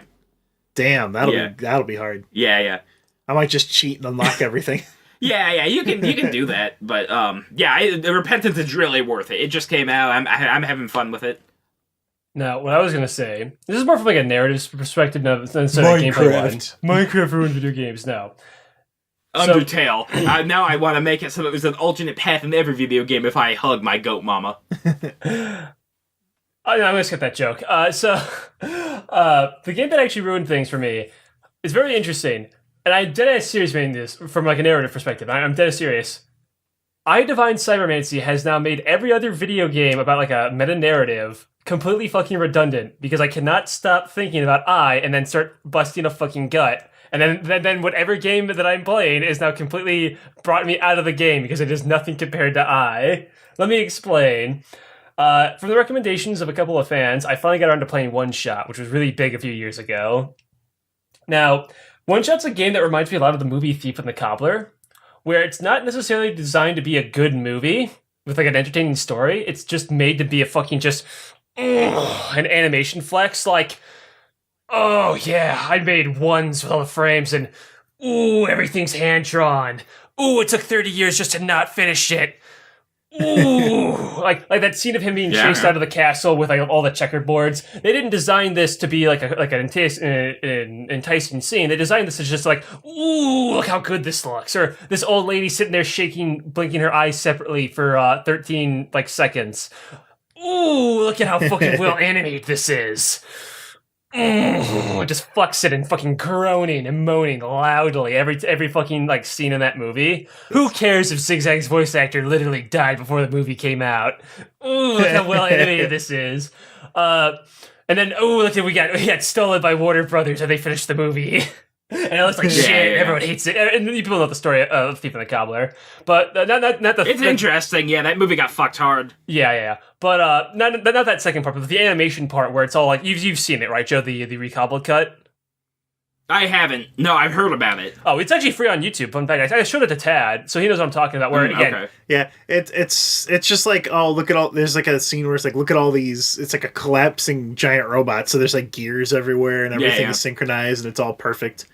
Yeah, you could tell that it's that's the way a movie just to be an animation like flex. And so the reason I'm making that up is because with OneShot, I kind of get the same vibe with OneShot, where OneShot doesn't feel like it's actually a game that's meant to be like fun or engaging. It feels like it's just whoever the developer was, just flexing on all of his programming tricks. And they were cute, and I could definitely see why kids in the day probably thought this was like the coolest fucking game ever.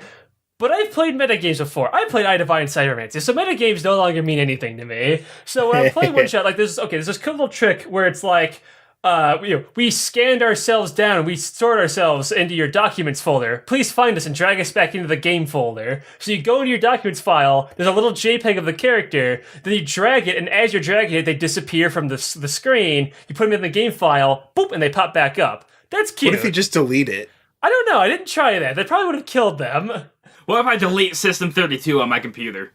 There's one little puzzle that I genuinely like though, where you have to use to open this black clover icon that is an unknown program in your programs file that then is an overlay you put over the game and you solve puzzles having both windows open overlaid at each other. That's actually creative. Kind of fun. Yeah, no other game has done that. That impressed me. I actually like that one. But everything else that they do, it really just feels like it's not like, oh, this is going to be a really cool narrative or a really fun gameplay. It's just like, ooh, look what I can do.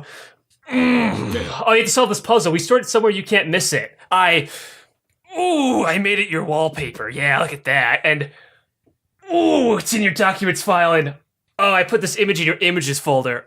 And that's all it is. It's just like him trying to trick me into thinking that he's really cool and smart rather than actually being like a cool and smart game, you know? And it's been a narrative about like being in a video game, being trapped in cycles and shit. I just start laughing because I just think of the cycles of guilt from I Divine Cybermancy just seems like whenever anything meta comes up, you just hear, you got a license to sell those hot dogs, Chico Man? Yes, it's not because I is not a very good game. It's very like, you know, low budget. It's a $10 indie game made in source. I'm gonna rip off your face and wear it as a moron party mask. You sir are the king of the rodents. I'm not gonna drink your dog piss. You smack the beer out of his hand, start a bar fight, get an achievement. You shoot a random cop. It says you just killed a carrying daddy, get an achievement. You kill a random Federation goon. You just killed an alien. You shoot a guy in the head. It does no damage. A text pops up. Bullshit. Ultra failed attack. The game is a shitpost. It's fun, but it's not like, I wouldn't call it good. But because of its entertainment value and the way it tells its story with its cycles and its dreams and its meta bullshit, as I was saying, with OneShot, I don't want to be mean to the fans who wanted to recommend me this game, but it was okay, I guess. I'm a grown-ass man. These tricks don't really impress me. There's only the overlay puzzle, and admittedly, I liked the ending. It was actually kind of adorable, where Mr. Omori himself, Nico, he says goodbye to you in the final screen, to you, the player, because, again, it's a meta game. They talk directly to you, yada, yada, yada, you get the idea. And when he walks away, instead of walking out the door, he walks downwards off the window and just walks away off of your screen. That was kind of cute. I liked that one, where he literally just leaves the game. I'm a big fan of the Stanley Parable. I like just like a strong British man to tell me what direction to go into. Yeah. That was a long walk to get there. Well, I'm a big fan of the meta stuff in funny games. They did it the best, where like the family ends up shooting one of the home invaders in the chest with a shotgun, and then the other one goes and digs through the couch to find the remote and rewinds it. Yeah. But then it was German, so no one in America watched it. And then Saw and Hostel came out and decided, okay, now I'm really gonna have to show these American pig fucks my movie. And yeah, they put Tim Roth and Naomi Watts and big stars in it, and it completely bombed. It lost that studio so much money. Speaking of rotten pig fucks, this has been a Noyz-Boyz. Oh! I don't know, that's not a cue to make a noise, Joe. But I'm sorry. Well, you said Noyz-Boyz, so I figure, okay, I can chime in here. I understand how to make noise. This was a Noyz-Boyz. Joe immediately starts pissing himself. Yeah. Well, I decided, okay, I'm gonna use Ted's shower. I'm gonna keep my boxers on, and I'm just gonna wee really quick. If you piss in my shower, that's fine. Just as long as you're in the shower and it's running. No, I piss. I'm in the shower, but I start pissing and I try to hit the toilet. Yeah, and it just starts leaking down. You set up a series of mirrors to try and pee in the toilet without being in the shower. Yeah, it's like a Home Alone trap. The sticky bandits. Yeah. Oh, I'm gonna make them the wet bandits. Yeah, that's fuck. Anyway. You can find the podcast on YouTube, iTunes, Google Podcast, Spotify. I think I already said iTunes. Twitter. There's a Discord in the description. Patreon in the description. You can find Joe Buckley on the Malevolent Movies channel, as well as The Man with No Brain. They do a lot of fun goof-em-ups there. Yeah, we try to really just dig around into my brain to see what makes me tick. Yep. A lot of hollow clinking noises. Absolutely not. I have spare change in my brain, some gum, a wad of gum. Oh, that was actually what I would do as a child. I would keep every piece of gum I was chewing for like a month and keep it in a big ball. Would you take a bite off of it later? Yeah, sometimes I would chew some. It's like its own fucking. Yeah, it's got its own taste. It's got its own texture. So if you want more high quality content like that, you can listen to Joe there. Oh, sure. The Trial of Joseph Robert Buckley should be coming out sometime soon, in which I was the defense lawyer for a Mr. Buckley. I will not share the results of that, as that will ruin the videos, but they are very entertaining. I hope you will have fun with them. Check out our sponsor that I edited into the episode midway through because I forgot to take the sponsor break for it. They make a good Dungeons & Dragons live play. They're not a Dungeons & Dragons real play podcast like Revival, a Dungeons & Dragons real play podcast. This is a live play podcast. So listen to them. They're good. Otherwise, I would not have shilled them. Oh yeah. So again, thanks for listening, and so long.